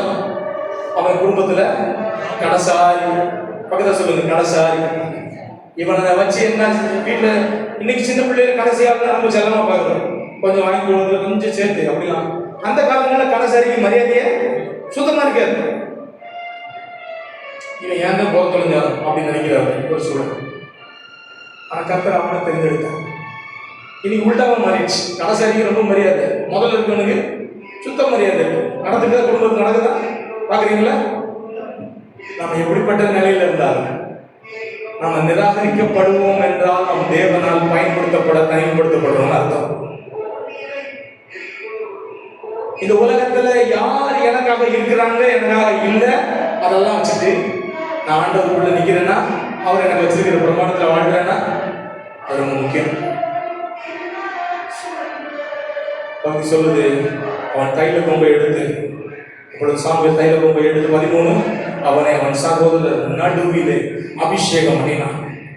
அந்நாள் முதல் கொண்டு சொல்லுங்க, அந்நாள் முதல் கொண்டு கர்த்தருடைய ஆவியானவர் தாவீதின் மேல் வந்து இறங்கி இருந்தார். சாமுவேல் எழுந்து ராமாவுக்கு போய்விட்டார். அடிப்படையில் க்ளோஸ் பண்ணுங்க. எல்லாராலும் புறக்கணிக்கப்பட்ட சூழ்நிலையில நம்ம நின்னோம்னா நம்ம தேவனுக்கு நன்றி சொல்லணும். ஏன்னா தேவன் நம்மளை பயன்படுத்துறதுக்கு தனிமைப்படுத்துறாரு. நம்ம வயலை பறக்கணும்னா எல்லாரையும் சேர்ந்து கூட நம்ம பறக்க வைக்க முடியாது. எல்லாரும் என் கூட இருக்கணும் அப்படி ஆசைப்பட்டாலும் அது நடக்காது. எல்லாருக்கும் நம்மளை யோசிக்கிற மாதிரி யோசிக்கணுங்க. நம்ம யோசிக்கிற மாதிரி அவங்க யோசிக்கணும் அவங்களுக்கு ஒன்றும் கட்டாயம் இல்லை. எல்லாரும் அரவணைச்சு போகணும், எல்லாரும் என் பேச்சு கேட்கணும், எல்லாரும் எனக்கு பிரியமா இருக்கணும், எல்லாரும் விரும்புறத செய்யணும். அப்படி எல்லாரும் இருக்க முடியாது, இருக்க மாட்டாங்க. யார் அப்படிப்பட்ட விருப்பத்தை வைராக்கியத்தை உடையவங்களா இருக்கிறாங்களோ அவங்க உங்க கூட இருப்பாங்க. எங்களுக்கு புரியுது. இயேசுக்காக நான் எதை இழந்தாலும் எனக்கு கவலை இல்லை. அப்படிப்பட்ட வைராக்கியத்தையும் ஆளுமையும் கர்த்தர் எனக்கு கூட வச்சிருக்கேன். அப்படிப்பட்ட ஆளுமையை விரும்புறவங்க என்னுடைய இயல்பா இருப்பாங்க. அந்த ஆளுமைக்கு இடம் இல்லைன்ற இடத்துல நம்ம எவ்வளவுதான் கூட்டி சேர்த்தாலும் எவ்வளவுதான் இழுத்து பிடிச்சாலும் அது என்ன பண்ணும்? திரும்ப திரும்ப முதல்ல காமெடி சொல்லணும் உங்களுக்கு தெரியும் நினைக்கிறேன். அதுல நடுவில் ஒரு விரிசல் விட்டுருவோம். அது லேசா இப்படி விட்டுருச்சு, கொஞ்சம் சார்ந்து வச்சோம், அப்புறம் இப்படி விட்டுச்சு, அப்புறம் சார்ந்து வச்சோம், அப்புறம் இப்படி விட்டுச்சு, அப்புறம் சார்ந்து வச்சோம். கடைசியில இப்படி போகவும் நல்லா கடைசியா பண்ணுவோம்னு பார்த்தோம். போறது தட்டி எடுத்துட்டு இப்போ வேற தான் கட்டியாச்சு. நம்ம வேலைக்கு போகும்போது பிரச்சனை தேவனுடைய ராஜ்யத்துக்கோ அல்லது தேவனுடைய மனுஷனுக்கோ அல்லது தேவனுடைய வேலைக்கோ அல்ல. பிரச்சனை எனக்கு, நான் அதுல பங்கடையாம நான் விலகி போறேன். நம்ம அப்படிப்பட்ட இருதய நமக்குள்ள லகுவாகும், இருதய நமக்குள்ள லேசாகும். லேசாகனா வாழ்க்கை ரொம்ப அழகா மாறும். நான் உங்களுக்கு சேலஞ்சா சொல்றேன், சவாலா சொல்றேன். நான் தேவனுக்காக வாழ்கிறதை பிரதானப்படுத்துறேன் அப்படின்ற அந்த வைராக்கியம் எனக்குள்ள அந்த ஆரம்பிச்ச முதல் நாள்ல இருந்த அந்த வைராக்கியம் எனக்குள்ள இன்னைக்கு இருக்கும்னா நான் தோத்து போக முடியாது. ஆண்டவரை பற்றி கொண்ட அந்த முதல் நாள்ல எனக்குள்ள இருந்த அந்த நம்பிக்கை வைராக்கியம் எனக்குள்ள இன்னைக்கு இருந்துச்சுன்னா நான் வாழ்க்கையை தோத்து போகவே முடியாது. ஆண்டவருடைய சமூகத்தை நம்ம விட்டு கொடுக்கலாம். வசனம் சொல்லுது, கையில கொம்பை எடுத்து சகோதரர் நடுவில் அபிஷேகம் பண்ணினான். அவ்வளவுதான் வேலை, ஊழியக்காரோட வேலை. ஊழியக்கார அபிஷேகம் பண்ணிட்டான், அப்புறம் அவன் போயிட்டான். வசனம் திரும்ப கொடுத்துட்டேன், என்னுடைய வேலையை நான் முடிச்சிட்டேன். நல்ல போராட்டத்தை போராடினேன், ஓட்டத்தை முடித்தேன் அப்படி சொல்ற அளவுக்கு நம்முடைய வாழ்க்கையின் ஒவ்வொரு நாளும் அமையும். அப்படி இருக்குமானா நமக்கு மரணத்தை குறிச்ச எந்த பயமுமே வராது. நீங்க பெருசா நினைக்கிறீங்க, இது பெருசா இருக்கும் அது பெருசா இருக்கும். நான் சொல்றேன், இன்னைக்கு நம்மள சவப்பட்டியில வச்சுட்டாங்கன்னா அது உண்மையில பெருசா இருக்கும். யோசிச்சு பாருங்க. உள்ள நிறைய காரியங்களை குறிச்சு ரொம்ப வருத்தப்படுது, ரொம்ப ஆதங்கப்படுது, ரொம்ப தேவனுடைய சமூகத்துல அவருடைய ஊழியக்காரன் நின்று இந்த வார்த்தை சொல்றேன். ஏன் ஆண்டவரே எங்களுக்கான ப்ரொமோஷன்ஸ் மட்டும் இவ்வளவு காலம் நடக்கும்? இத்தனை வருஷமா முடிச்சேன்னு சொல்றீங்க, ஒண்ணு கூட இல்லையா மிச்சம்? குறைஞ்சபட்சம் கடன் இல்லாத வாழ்க்கையாவது வேணாமா? ஏன் அப்படி இருக்கிறீங்க? இப்படிப்பட்ட கேள்விகள் என் காதில் வரும்போது நான் பட்ட பிரயாசங்களை நிறைவு கூறுகிற தேவன் நீங்க, நான் வடிக்கிற கண்ணீரை அறிந்திருக்கிற தேவன் நீங்க, என் அலைச்சல்களை அறிஞ்சிருக்கிறவன் நீங்க. நான் யாரையும் குற்றவாளியை அதிக விரும்பல, யாரையும் நான் எந்த இடத்துலையும் விட்டு கொடுக்கவும் விரும்பல. ஆனா என்ன இப்படி பேசுறாங்களே, என்ன இப்படி பாக்குறாங்களே, அன்னைக்கு ஆண்டவர் எனக்கு குணமாக்குங்க. ஆண்டவரோட பேசும்போது சொல்ற வார்த்தை, பெரிய ஐஸ்வர்யவான நரகத்துக்கு போறத விட ஒண்ணுமே இல்லாத அந்த பகவத்துக்கு போறது பெரிய பாக்கியம். இந்த உலகத்தினுடைய எந்த மேன்மைகளும் தேவன் நமக்கு கொடுத்திருக்கிற மேன்மைக்கு நேரம் நம்ம நடத்தவே முடியாது. உலகத்தின் பார்வையில் நம்ம மேன்மை நினைக்கிற ஒரு காரியம் நம்மகிட்ட தேவனிடல வளர்றதுக்கு தடையா இருக்குமானா அது தாராளமா நம்ம தூக்கிடலாம். இது எதுவா இருந்தாலும் தேவனுடைய நாமத்துக்காக கொண்டிருக்கிற வைராக்கியம் நமக்குள்ள வரலன்னா, ஆண்டவருடைய நாமத்துக்காக கொண்டிருக்கிற அந்த வைராக்கியம் நமக்குள்ள கிளம்புனா வாழ்க்கையில் உயிரோட இருக்கிற நாள்ல என்னைக்கு நம்ம அதை செய்வோம்? அதை கொஞ்சம் யோசிச்சு பாருங்க. தாவீது தன் இருதயத்துக்குள்ள ஆண்டவர் மேல அவ்வளவு வைராக்கியம் கொண்டாடா. இந்த தாவீது தான் சொல்றான், விருத்த சேதம் இல்லாத பெருசியம் ஏமாற்றம். அவன் வளர்ப்பு அப்படிப்பட்ட வளர்ப்பு. இப்படிலாம் வச்சுட்டு இவ்வளவுதான் போராட்டமா, இவ்வளவுதான் செய்யணுமா? ஆண்டவர் இப்படிதான் உன்னை எதிர்பார்க்கிறதா? அப்படி கேட்கிற எல்லாருக்கும் சொல்ற பாரு, நான் உயிரோடு இருக்க மட்டும் கர்த்தரை துதிப்பேன். இல்ல சொல்லுங்க, நான் உயிரோடு இருக்க மட்டும் நான் உள்ளளவு என் தேவனை கீர்த்தனம். உயிரோடு இருக்கிற வரைக்கும் தான் நமக்கு இங்க வேலை, அதுக்கப்புறம் நமக்கு இங்க வேலை இல்லை. ஒருவேளை இன்னைக்கு உங்களுடைய வாழ்க்கையினுடைய கடைசி நாளா இருக்குமானா, இதுதான் லாஸ்ட் மூமெண்ட் அப்படின்னா நீங்க ஆண்டவருக்காக எவ்வளவு நிற்பீங்களோ அப்படிப்பட்ட வைராக்கியத்தை அட்லீஸ்ட் இன்னில இருந்தாலும் தொடங்குங்க. நீங்க எல்லாம் வேலை செய்யணும்னு சொல்ல, பட் அந்த வைராக்கியம் போதாது. நம்ம போற வேகம் பார்த்தாரு, நம்மளுடைய முயற்சிகள் இன்னும் கனி உள்ளதா மாறணும். ஆண்டவர் பரலோகத்துக்கு போனேன் சொன்னேன் கேட்கல அப்படின்றது நல்லா இருக்குமா? சாரம் உள்ளவனா என் பசங்களுக்கு எல்லா பேரும் உட்காந்து கேட்கணும்னு நினைச்சா யாரும் கேட்க மாட்டாங்க. என்ன நீங்க மறைங்க, நீங்க என் மூலமா பேசினாங்க. கேட்காத ஆளுங்க ஒரு ஆள் இருக்காது. நான் சவால சொல்றேன், என் வாழ்க்கை நான் அதை சித்தமான வர காலங்களில் கடற்கூட ஊழியத்துக்கு போறேன், சென்னைக்கு ஊழியத்துக்கு போறேன். அவன் என்ன ஸ்பெஷல்? இவன்கிட்ட கொடுத்தான் செய்யும். அந்த நம்பிக்கையை தேவனிடத்திலிருந்து பெற்றுக்கொள்றதுக்காக இவ்வளோ உங்களை நீங்க மாற்றுங்க. ஒவ்வொரு பகுதிகளிலையும் சபைகள் எழுமணும். என்னுடைய ஆழமான பாரம், நம்ம மட்டும் ரட்சிக்கப்பட்ட நம்ம நல்லா இருக்கணும், நம்ம குடும்பம் நல்லா இருக்கு, அது மட்டும் பார்த்தாரு. என் கிராமத்தில் இருக்கிற அத்தனை பேரும் பரலோகத்துக்கு வந்தாங்க. என் வீட்டில் இருக்கிற ஒருத்தர் கூட விடுபட்டு போகல. அந்த வைராக்கியம் நமக்குள்ள எல்லாம் எழுதி நிற்கலாம். அப்படியே ஒரு நிமிஷம் ஆண்டவர் சமூகத்தில் விட்டு கொடுக்கலாம். தொடர்ந்து அப்பா கம்யூனிட்டிக்குள்ள நடத்துவாங்க. அப்படியே எழுதி எல்லாம் இருந்து ஆண்டவர் சமூகத்தில் ஒப்படைக்கலாம். கேட்ட வார்த்தைகள் ஏதோ கேட்டோம் போனோம் வந்தோம் அப்படி இல்லாம என்னை நடத்துகிற தேவனே, என்னை வழி நடத்துகிற தேவனே, என்னை ஆளுகை செய்கிற தேவனே, எனக்கு உதவி செய்கிற தேவனே, இறங்குங்கப்பா. எல்லா ஆண்டவரை நோக்கி கேட்கலாம்.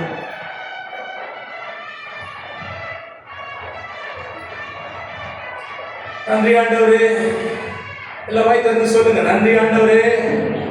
நல்ல நல்ல சத்தம். அவங்க இருதயத்தை எவ்வளோ விசாலமா திறக்க முடியுமோ உங்க வாய்களை அவ்வளோ விசாலமான சமூகத்தில் திறக்க. நான் ஆவியோடும் பாடுவேன், கருத்தோடும் பாடுவேன்.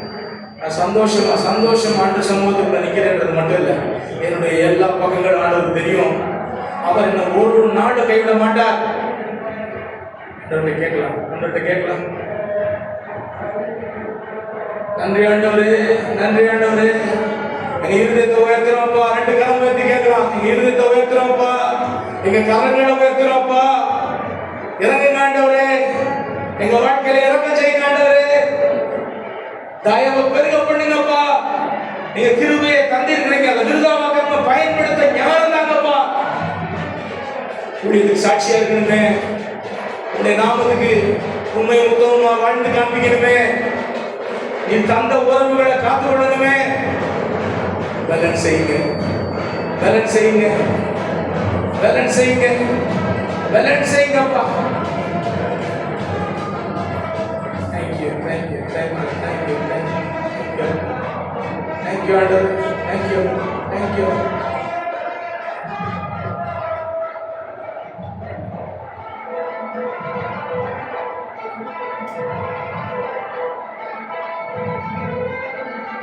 அப்படி அமர்ந்து கொள்ளலாம், ஜெப நிலையில் இருக்கலாம். தொடர்ந்து நம்ம கவிதை ஆசிரியர்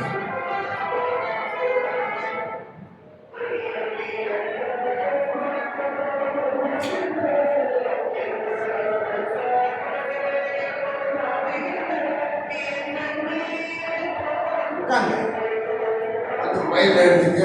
யோவான் சுவிசேஷம் 6ஆம் அதிகாரத்தை கேட்டுக்கொள்வோம்.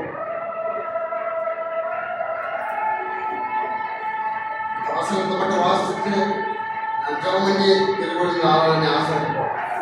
யோவான் 6ஆம் அதிகாரம் 54ஆம் வசனம். என் மாம்சத்தை புசித்து என் ரத்தத்தை பானம் பண்ணுவதற்கு நித்திய ஜீவன் உண்டு. எதுக்காக வேண்டி நாம் செய்கிறோம்? மாம்சத்தை புசித்து என் ரத்தத்தை பானம் பண்ணுவதற்கு என்ன இருக்கு? நித்திய ஜீவன். எதுக்காக ஜனங்களுக்கு இயேசு பற்றி சொல்றது, அவங்கள கர்த்தருக்குள்ள வழி நடத்துறது, ஞானஸ்தானத்தை பற்றி சொல்றது இருக்குதா?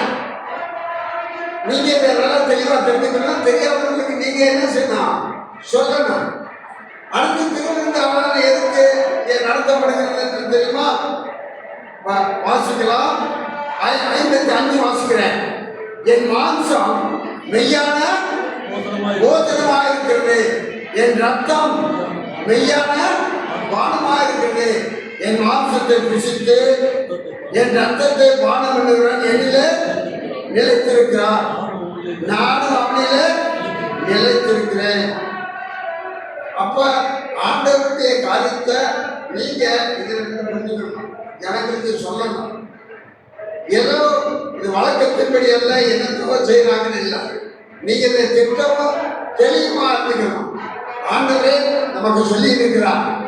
எனக்கு அதுக்கு உங்களுக்கு இதை பத்தி ரொம்ப காரியங்களை நான் விவரித்து சொல்ற காரணம், ஆண்டவர் சொல்லியிருக்கார். 126ஆம் அதிகாரத்தை திருப்பி கொள்ளுங்க. எடுத்து வாசிக்கலாம்.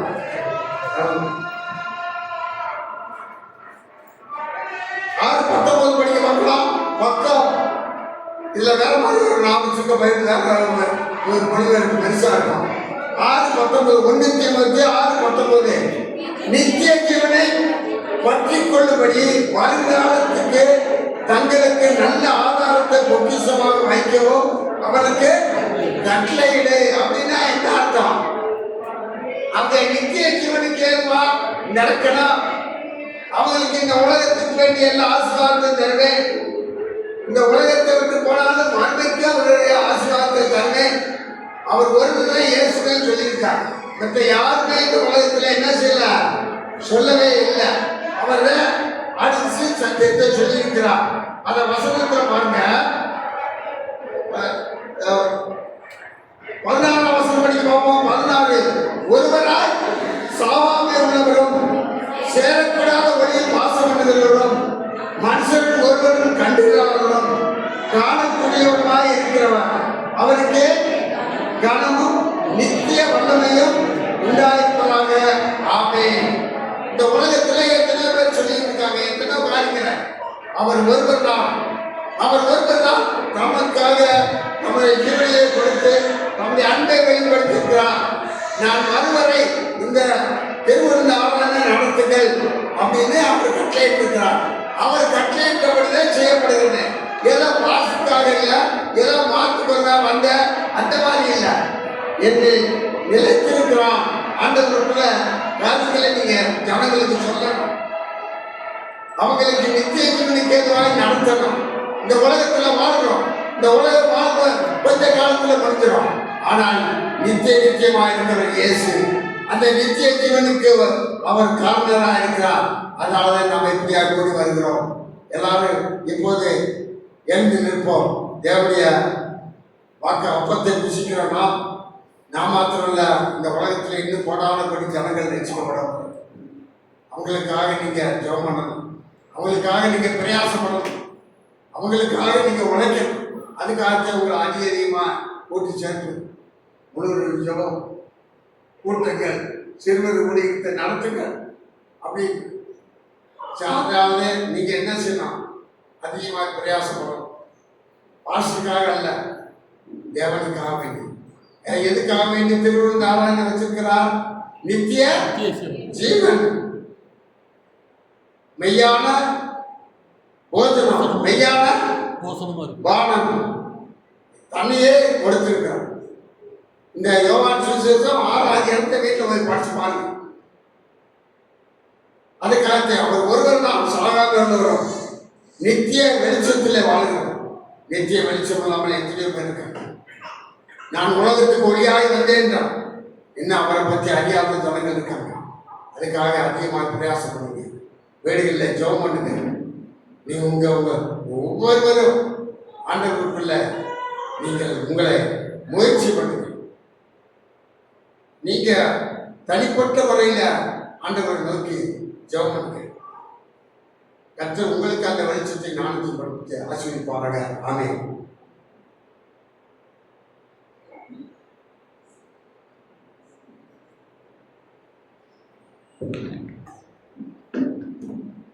இயேசு தாம் காட்டி கொடுத்து கொண்டிருந்த ராத்திரியிலே அப்பத்தை எடுத்து சோத்திரம் பண்ணி அதை பற்றி, இதை வாங்கி புசிங்க, இது உங்களுக்காக பிற்கப்படுகிற என்னுடைய சரீரமாய் இருக்கிறது. உங்கள் கையிலே கொடுத்தோம்னு வைத்திருக்கோம். எல்லாரும் சேர்ந்து புசிப்போம், சேர்ந்து புசிப்போம்.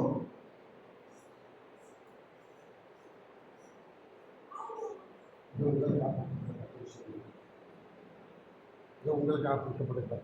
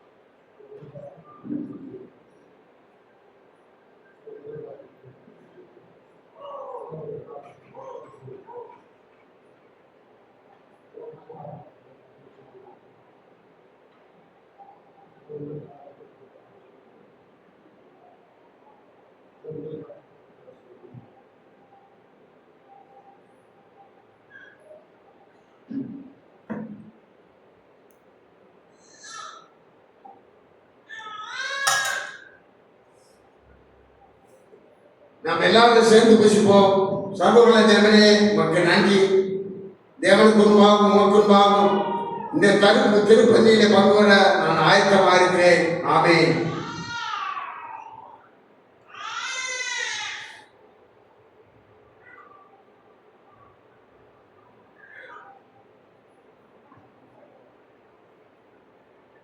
அந்தபடியே பாத்திரத்தை எடுத்து ஸ்தோத்திரம் பண்ணி, இது பாவமன்னிப்புக்காக சிந்தப்படுகிற என்னுடைய ரத்தமாக இருக்கிறது, இதை நினைவுறும்படி செய்யுங்கள் என்றார். சர்வ வல்லவரே, இந்த அகில உலகத்தின் பாவங்களை தீர்க்க நீ எங்களுக்காக சிலுவையிலே ரத்தத்தை மீட்டு நான் வருவரை இந்த திருப்பதி நடத்துகளை எங்களுக்கு கட்டளையிட்டே உனக்கு நன்றி. இன்னும் எத்தனையோ இடங்கள்ல ஆலயம் இல்லாமல் இருக்கிறது, தேவ ஊழியக்காரர் இல்லாமல் இருக்காங்கப்பா. அத்தனை இடத்திலே ஆண்டவரே நீ சபையிலே சாதிக்கும்படியாக வேண்டிக் கொள்கிறோம். வந்த மக்களை ஆசீர்வதியும். இவர்கள் நித்திய ஜீவனுக்கு ஏதுவான காரியங்களை சிந்தித்து அதை செயல்படுத்துவதாக மாற்றம் சகலவித ஆசீர்வாதங்கள் உண்டாவதாக. ஆமென். உங்கள் கைகளிலே தேவனுடைய ரத்தத்தை கொடுத்து வைத்துட்டோம். எல்லாரும் சேர்ந்து பானம் பண்ணுவோம் என்று சொல்லும் போது பானம் பண்ணுவோம்.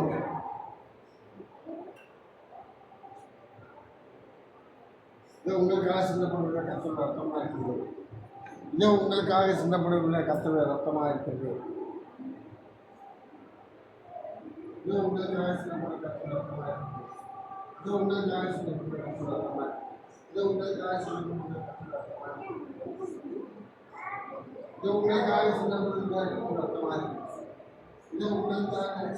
கத்தோட ரத்தமாக இருக்குது. இது உங்களுக்காக சிந்தப்படுகிற கத்தோட ரத்தமாக இருக்குது. இது உங்களுக்காக சிந்தப்படுகிற கத்தோட ரத்தமாக இருக்குது. இது உங்களுக்காக சிந்தப்படுகிற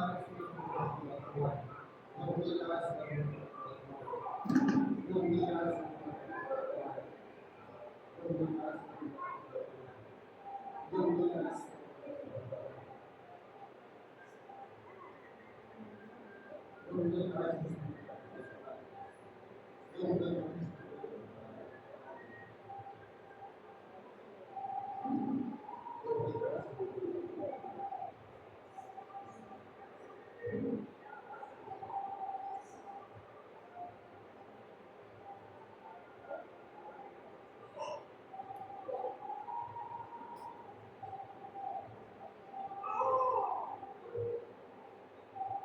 இதோ எனக்காக சிந்தப்படுகிற கர்த்தருடைய ரத்தமாக இருக்கிறது. நாம் எல்லாரும் சேர்ந்து பானம் பண்ணுவோம்.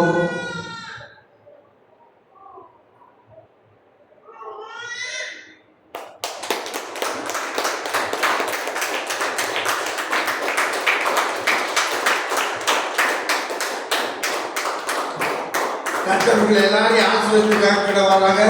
ஆமென். ஒரே ஒரு வார்த்தை சொல்லி முடிக்கிறேன், உட்காருங்க. இயேசு அப்பத்தை எடுத்து அதை விட்டு சீசர்களுக்கு எல்லாருக்கும் என்ன செஞ்சாரு? கொடுத்தார். அதனுடைய அர்த்தம் என்ன? உட்கார்ந்து சும்மா சொல்லுங்க. அதனுடைய அர்த்தம் என்ன? இந்த உலகத்துல பிறந்த ஒவ்வொருவருக்கும் இயேசு தேவை. அவங்க யாரா இருந்தாலும் சரி. அதனால அவங்களுக்காக என்ன செய்யுது? ஜெபம், ஆண்டவரை பற்றி சொல்றது. சில பேருக்கு ஊழியத்துக்கெல்லாம் போகவே சொல்லுவாங்க, பாஸ்டர் அவங்களாம் சபைக்கு வரதில்லை அப்படின்னு. அவங்கள யாரு? ஆண்டவருடைய பிள்ளைகள். இயேசு அப்பத்தை எடுத்தாரு. எடுத்து என்ன செய்யாரு? அதை ரெண்டாக்குனார். அதை பிச்சு எல்லாருமே கொடுத்தாங்க. அப்ப நம்ம என்ன செய்யணும்? சொல்லுங்க. இயேசுவை பற்றி ஒவ்வொருவரையும் என்ன செய்யணும்? சொல்லணும். அவங்களுக்காக ஜெபம். இல்லை பாஸ்டர் சிக்கார் வீட்டுக்கு வருஷத்துக்கு ஒரு தடவை வருவார், பாட்டெல்லாம் படிச்சுவார், பஜனை பண்ணுவார், அப்புறம் குறைச்சி கடந்தா பார்த்துக்கலாம். அப்படி இல்லை, அது ஒவ்வொருடைய கடமை. இயேசுவை பற்றி சொல்லணும். அதுக்குதான் உங்களுக்கு வலியுறுத்தி சொல்றது. அப்ப எல்லா மனிதருக்கும் இயேசு தேவை. இந்த உலகத்துல பிறந்தா அத்தனை பேத்துக்கும். அதனால பாருங்க, எத்தனை பேர் இன்னைக்கு மனம் திரும்பி வர்றாங்க. உலகாரங்க, கொள்ளைக்காரங்க இருந்தவங்களாம் இன்னைக்கு இயேசுவை ஏற்றுக்கொண்டு என்ன செய்றாங்க? சாட்சியா வாழ்றாங்க. இப்ப அநேகருக்கு இப்ப சந்தித்து நடக்குது. இல்ல கேள்விப்பட்டீங்களா? ஜெபம் பண்ணுங்க. என்ன நடக்குது? இயேசுவை பத்தி சொல்றவங்களே என்ன செய்றாங்க? செல்லுச்சாலையில போட்டுறாங்க. ஒரு பாக்ஸ்ல கொடுத்து போட்டுருக்காங்க. அவர் ஒண்ணு கவலைப்படலாம், நல்லா ஜெபம் பண்ணிட்டு பாட்டு படிச்சுட்டே இருந்தாராம். அங்குள்ள கைதிகளுக்கெல்லாம் இயேசுவை பத்தி சொல்லிட்டு அவங்களும் கைதிகள் மனம் திரும்பி சொல்லிட்டாங்க, பாஸ்டர் நாங்கள் ஞானஸ்தானம் எடுத்துக்கணும். அதனாலே ஆண்டவருடைய ஜெபசாலை கொண்டு போனார் அப்படின்னு சந்தோஷமா சொல்றாரு. பாத்தீங்களா? இதெல்லாம் கேள்விப்பட்டிருக்கலாம். அவங்க நல்லது செய்யறாங்க. நல்லது செய்யறதுல எங்க போடுறாங்க? நீங்க நல்லா ஜெபம் பண்ணுங்க. ஆண்டவருடைய காரியத்துல வெளிப்பாருங்க. கர்த்தர் ஆசீர்வதிப்பாராக. ஆமென்.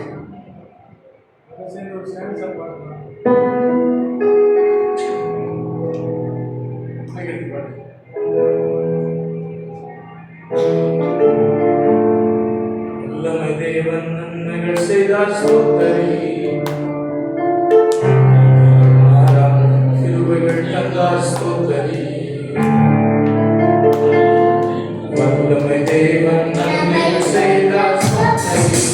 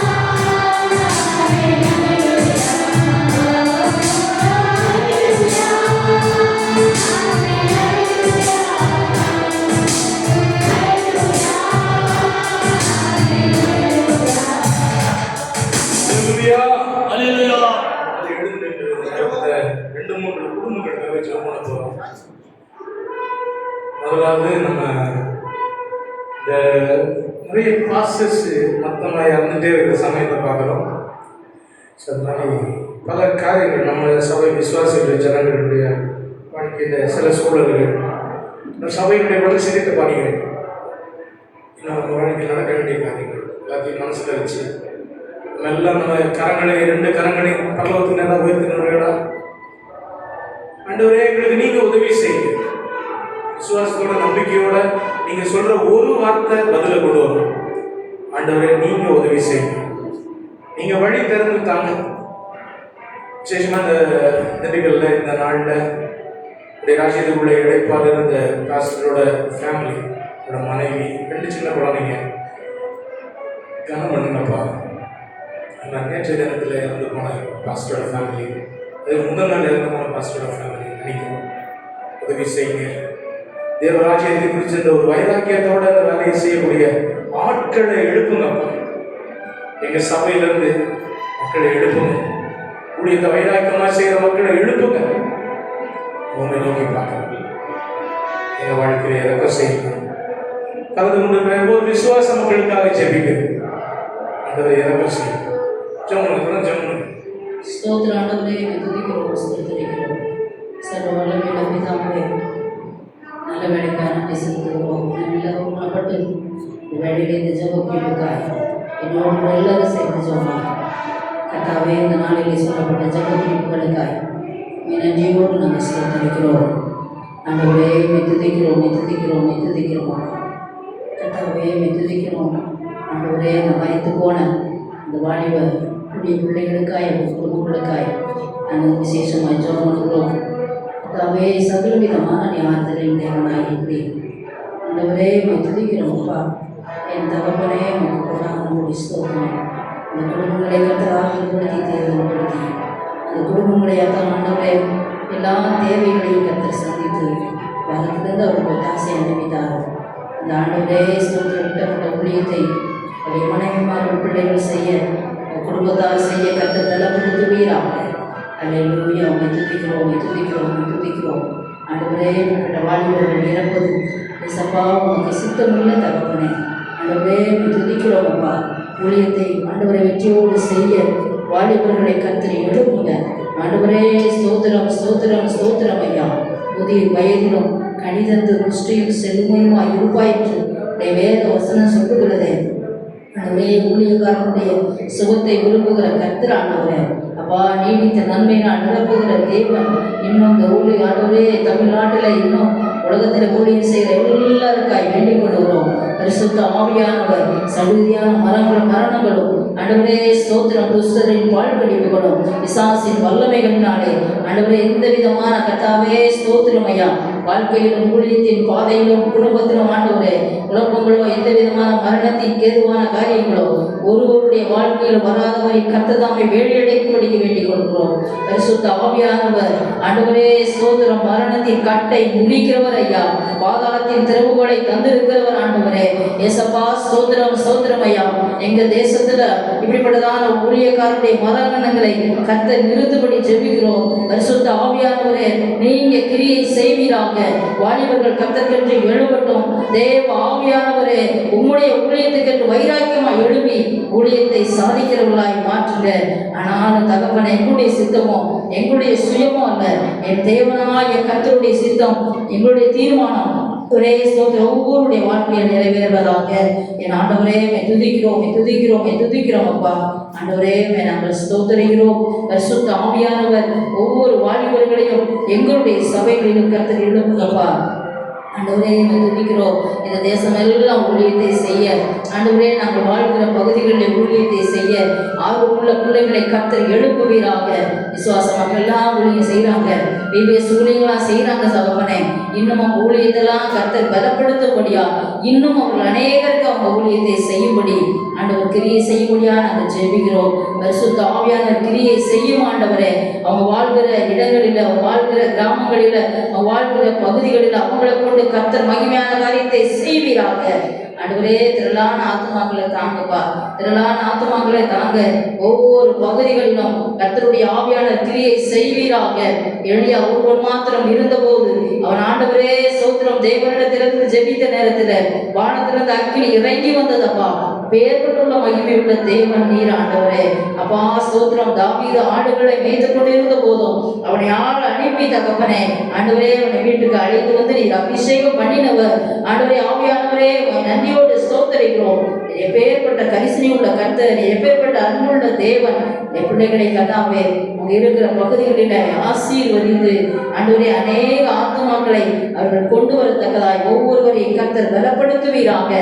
சபைகள் நிரம்பத்தக்கதான ஆத்துமாக்களை கொண்டு வந்து சேர்ப்பார்களாக. ஏசப்பா உமக்கு நன்றி, உமக்கு நன்றி, உமக்கு நன்றி அப்பா. ஊழியர்களை கர்த்தர் ஆசீர்வதியும். இம்மட்டுமாய் வழி நடத்தின தேவன், இனியும் நீங்க வழி நடத்துங்க, பாதுகாத்துக் கொள்ளுங்க. ஆண்டவரே துதிக்கிறோம். கர்த்தர் பலப்படுத்துவீராக, பலப்படுத்துவீராக. தொடர்ந்து அற்புதமான காரியங்களையும் ஆச்சரியமான காரியங்களையும் கர்த்தர் செய்து ஒவ்வொருவரையும் ஆசீர்வதியும். கடன் பிரச்சனையோடு பாரத்தோடு இருக்கிற பிள்ளைகளுக்கு அதே வாரங்கள் கடன் பிரச்சனைகள் மாறட்டும். ஆண்டவரே வியாதியோடு இருக்கிற பிள்ளைகளுடைய வியாதிகள் மாறட்டும். இன்னும் ஆண்டவரே ஸ்தோத்திரம் ஸ்தோத்திரம் ஸ்தோத்திரம். சுகவீனங்களோடு இருக்கிற பிள்ளைகளுடைய சுகவீனங்கள் மறையட்டும். என்னென்ன வேண்டுதலோடு பிள்ளைகள் நிற்கிறாங்களோ வேண்டுதல் விண்ணப்பங்கள் எல்லாம் கர்த்தர் கேட்டு அங்கீகரித்து ஆசீர்வதித்து ஆண்டவரே பெரிய காரியங்களை செய்யும். இந்த ஊழியத்தை ஆண்டவரை மட்டும் ஆசீர்வதித்து வழி நடத்தின தேவன் இனியும் தொடர்ந்து ஆசீர்வதித்து நடத்துவீராக. அற்புதமான காரியம் செய்யும். இயேசு கிறிஸ்துவின் நாமத்தில் இம்மட்டும் நடத்தின ஆண்டவர் இனியும் இதை மகிமையாய் நடத்தும். எல்லா விதமான ஆண்டவரை சபைக்கு தேவையான காரியங்கள் எல்லாவற்றையும் கர்த்தர் சந்தித்து நடத்துவீராக. இயேசு கிறிஸ்துவின் நாமத்தில் ஒப்பு கொடுத்து ஜெபிக்கிறோம் எங்களால் பரிசுத்த பிதாவே. ஆமென், ஆமென். கர்த்தருடைய ஜெபங்களை கேட்டபடினாலே கரந்தட்டி அவருடைய நாமத்தை மகிமைப்படுத்துவோம். ஹல்லேலூயா, ஹல்லேலூயா, ஹல்லேலூயா, ஹல்லேலூயா. ஸ்தோத்திரம், ஸ்தோத்திரம், ஸ்தோத்திரம், ஸ்தோத்திரம், ஸ்தோத்திரம். ஹல்லேலூயா. நிதர்சனமாக காணிக்கிற கரங்கள் எடுத்துக்கொள்வோம். கர்த்தருடைய வார்த்தையை கேட்டுக் கொடுப்போம். கர்த்தர் மேய்ப்பராக இருக்கிறார், நான் தாழ்ச்சி அடையே.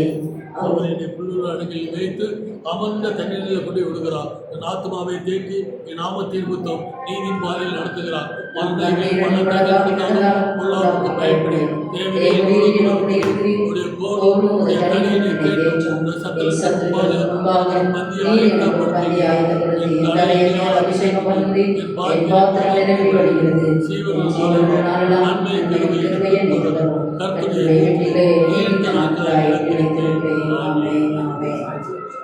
தேசமாக காணிகளை செலுத்துவோம். நேசிக்கிற நல்ல ஆண்டவரே, வேலைக்காய் நன்றி தகப்பனே. இந்த நேரத்தில் ஒரே சமூகத்தில் இருக்கிற ஒவ்வொரு விசுவாச மக்களுக்காய் மீண்டும் ஜெபிக்கிறேன். உடைய கையின் பிரயாசங்களை ஆசீர்வதியும், வளர்க்கிற மிருக ஜீவன்களை ஆசீர்வதியும், பிள்ளைகள் கையில் செய்கிற தொழில்கள் வேலைகளை கற்று ஆசீர்வதியும், ஊழியர்களை ஆசீர்வதியும். மட்டும் நடத்தின தேவன் இனியும் ஆண்டவரே பிள்ளைகளை அற்புதமாய் ஆச்சரியமாய் இந்த பிறந்திருக்கிற இந்த புதிய மாதத்திலும் ஆச்சரியமாய் நடக்கும். ஆலோசனை கர்த்தர் நீர், அதிசயங்களை செய்கிற தேவன் நீர், ஆச்சரியமாய் நடத்துவீராக. இயேசு கிறிஸ்துவின் நாமத்தில் ஒப்பு கொடுத்து ஜெபிக்கிறேன் எங்கள் மீட்பர் சுத்த பிதாவே. ஆமென், ஆமென். கர்த்தருடைய பரிசுத்த நாமத்துக்கு மகிமை உண்டாவதாக. கடந்த வாரத்திலும் ஒரு சில சரியத்தினுடைய வரவேற்புகள் இருந்த போதும் ஆண்டவராகிய தேவன் இம்மட்டும் பாதுகாப்பு வழி நடத்தி கொண்டிருக்கிறார். இந்த நாளில் சுகபலனோடு காணும்படி கர்த்தர் செய்திருக்கிறார். அவருடைய பரிசுத்த நாமத்துக்கு மகிமை உண்டாகும். ஒரு சிலர் எல்லாம் உட்கார்ந்து அவரை நம்புகிற எல்லா பிள்ளைகள் மேலும் கர்த்தர் நிச்சயம் அற்புதங்களை செய்து ஆசீர்வதிக்கிற தேவன். உங்களுடைய வாழ்க்கையில தேவன் அற்புதங்களை செய்திருப்பார் என்று சொன்னார். ஏதாவது சாட்சி உள்ள வேண்டும் என்று விரும்புவீர்களாங்க, அதனால எழுந்து வந்து நீங்கள் சாட்சி அறிவிக்கலாம். ஏதாவது சாட்சிகள் இருக்குமானா சாட்சி அறிவிக்கலாம்.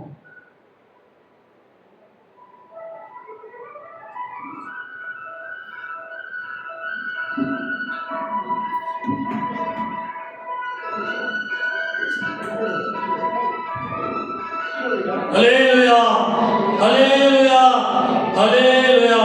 கர்த்தருக்கு ஸ்தோத்திரமும் கனமும் மகிமையும் இப்பொழுது எப்பொழுதும் இருப்பதாக. கர்த்தர் நம்ம ஒவ்வொரு நாளும் நம்மளை பாதுகாக்கிற தேவனுக்கு கோடான கோடி சோத்திரம். இந்த பூமியில எத்தனையோ ஜனங்கள் மறுத்து கொண்டிருக்கிறார்கள். ஆண்டவர் நம்மளை சீவனோட இன்றைக்கு நம்மளை பாதுகாக்கிறார். இந்த 7 மாசமும் நம்மளை பாதுகாத்து இந்த 8வது மாசத்துல 2 நாள் காண கொடுத்த தேவனுக்கு கோடான கோடி சோத்திரம், கோடான கோடி நன்றி. ஆண்டவரை தேடுறவர்களுக்கு ஒரு நன்மையும் குறைபடாது. எத்தனையோ மரணம் வந்தாலும் நம்ம ஆண்டவர் அந்த மரணத்தை விட்டு நம்ம தப்பித்து நம்மளை பாதுகாக்க வல்லவராக இருக்கிறார்கள். இந்த பூமியில நம்ம வாழ்றோம். எத்தனையோ ஆபத்து, எத்தனையோ சூழ்நிலை பார்க்கிறோம். வண்டியில ஆபத்து, எத்தனையோ நடந்து போறவர்களுக்கு எத்தனையோ ஆபத்துலாம் இருக்கு. அப்படி ஆபத்தா இருக்கிற நேரத்துல ஆண்டவர் ஒவ்வொரு நாளும், ஒவ்வொரு மணி நேரம், ஒவ்வொரு நிமிடம் நம்ம கூடவே இருந்து பாதுகாத்து நம்ம வழி நடத்த தேவாதி தேவனுக்கு கொடான கோடி சோத்திரம். அவருடைய கிருபை இல்லாம இந்த பூமியில நம்ம ஒரு நாள் வாழ முடியாது. அவருடைய இறக்கம், அவருடைய தயவு, அவருடைய காரணம் இல்லாம இந்த பூமியில நம்ம ஒரு நாள் வாழ முடியாது. நம்ம ஒவ்வொரு நாளும் நம்ம பாதுகாக்கிற தேவனுக்கு கொடான கோடி சோத்திரம். அவருடைய கிருபை நம்ம எந்த நேரம் நம்ம சொல்ல வேண்டும். நன்றி, கொடான கோடி சோத்திரம். ஆசீர்வதி.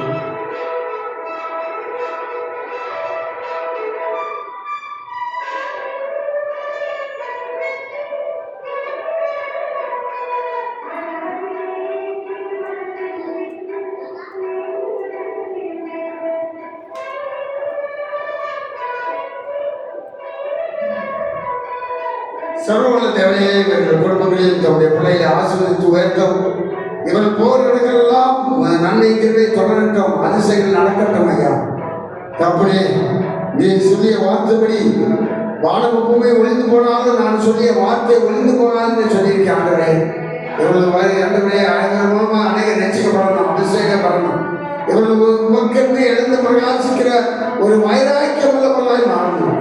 இயேசு கிறிஸ்து நாமத்தில் ஜெபங்களும் நல்ல பிதாவே, ஆமென். கர்த்தர் உங்களை ஆசீர்வதித்து காக்கடவா.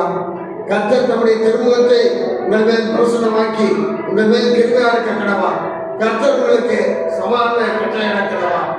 என் ஆத்துமே கர்த்தரை சோதரி, பரிசுத்த நாமத்தை சோதரி, என் ஆத்துமே கர்த்தரை சோதரி. கர்த்தர் செய்த சகலமாக மறவாதே. ஆமென். நம்முடைய கர்த்தராகிய இயேசு கிறிஸ்துவின் கிருபையும் பிதாவாகிய தேவனுடைய அன்பும் பரிசுத்த ஆவியுடைய அந்நியைக்கும் இன்று மீண்டும் வாழ்க்கை மற்றும் என்னாலும் உங்களையும் உங்கள் பிள்ளைகளையும் ஆசிரியத்து உயர்த்தி மேன்மைப்படுத்துவாராக.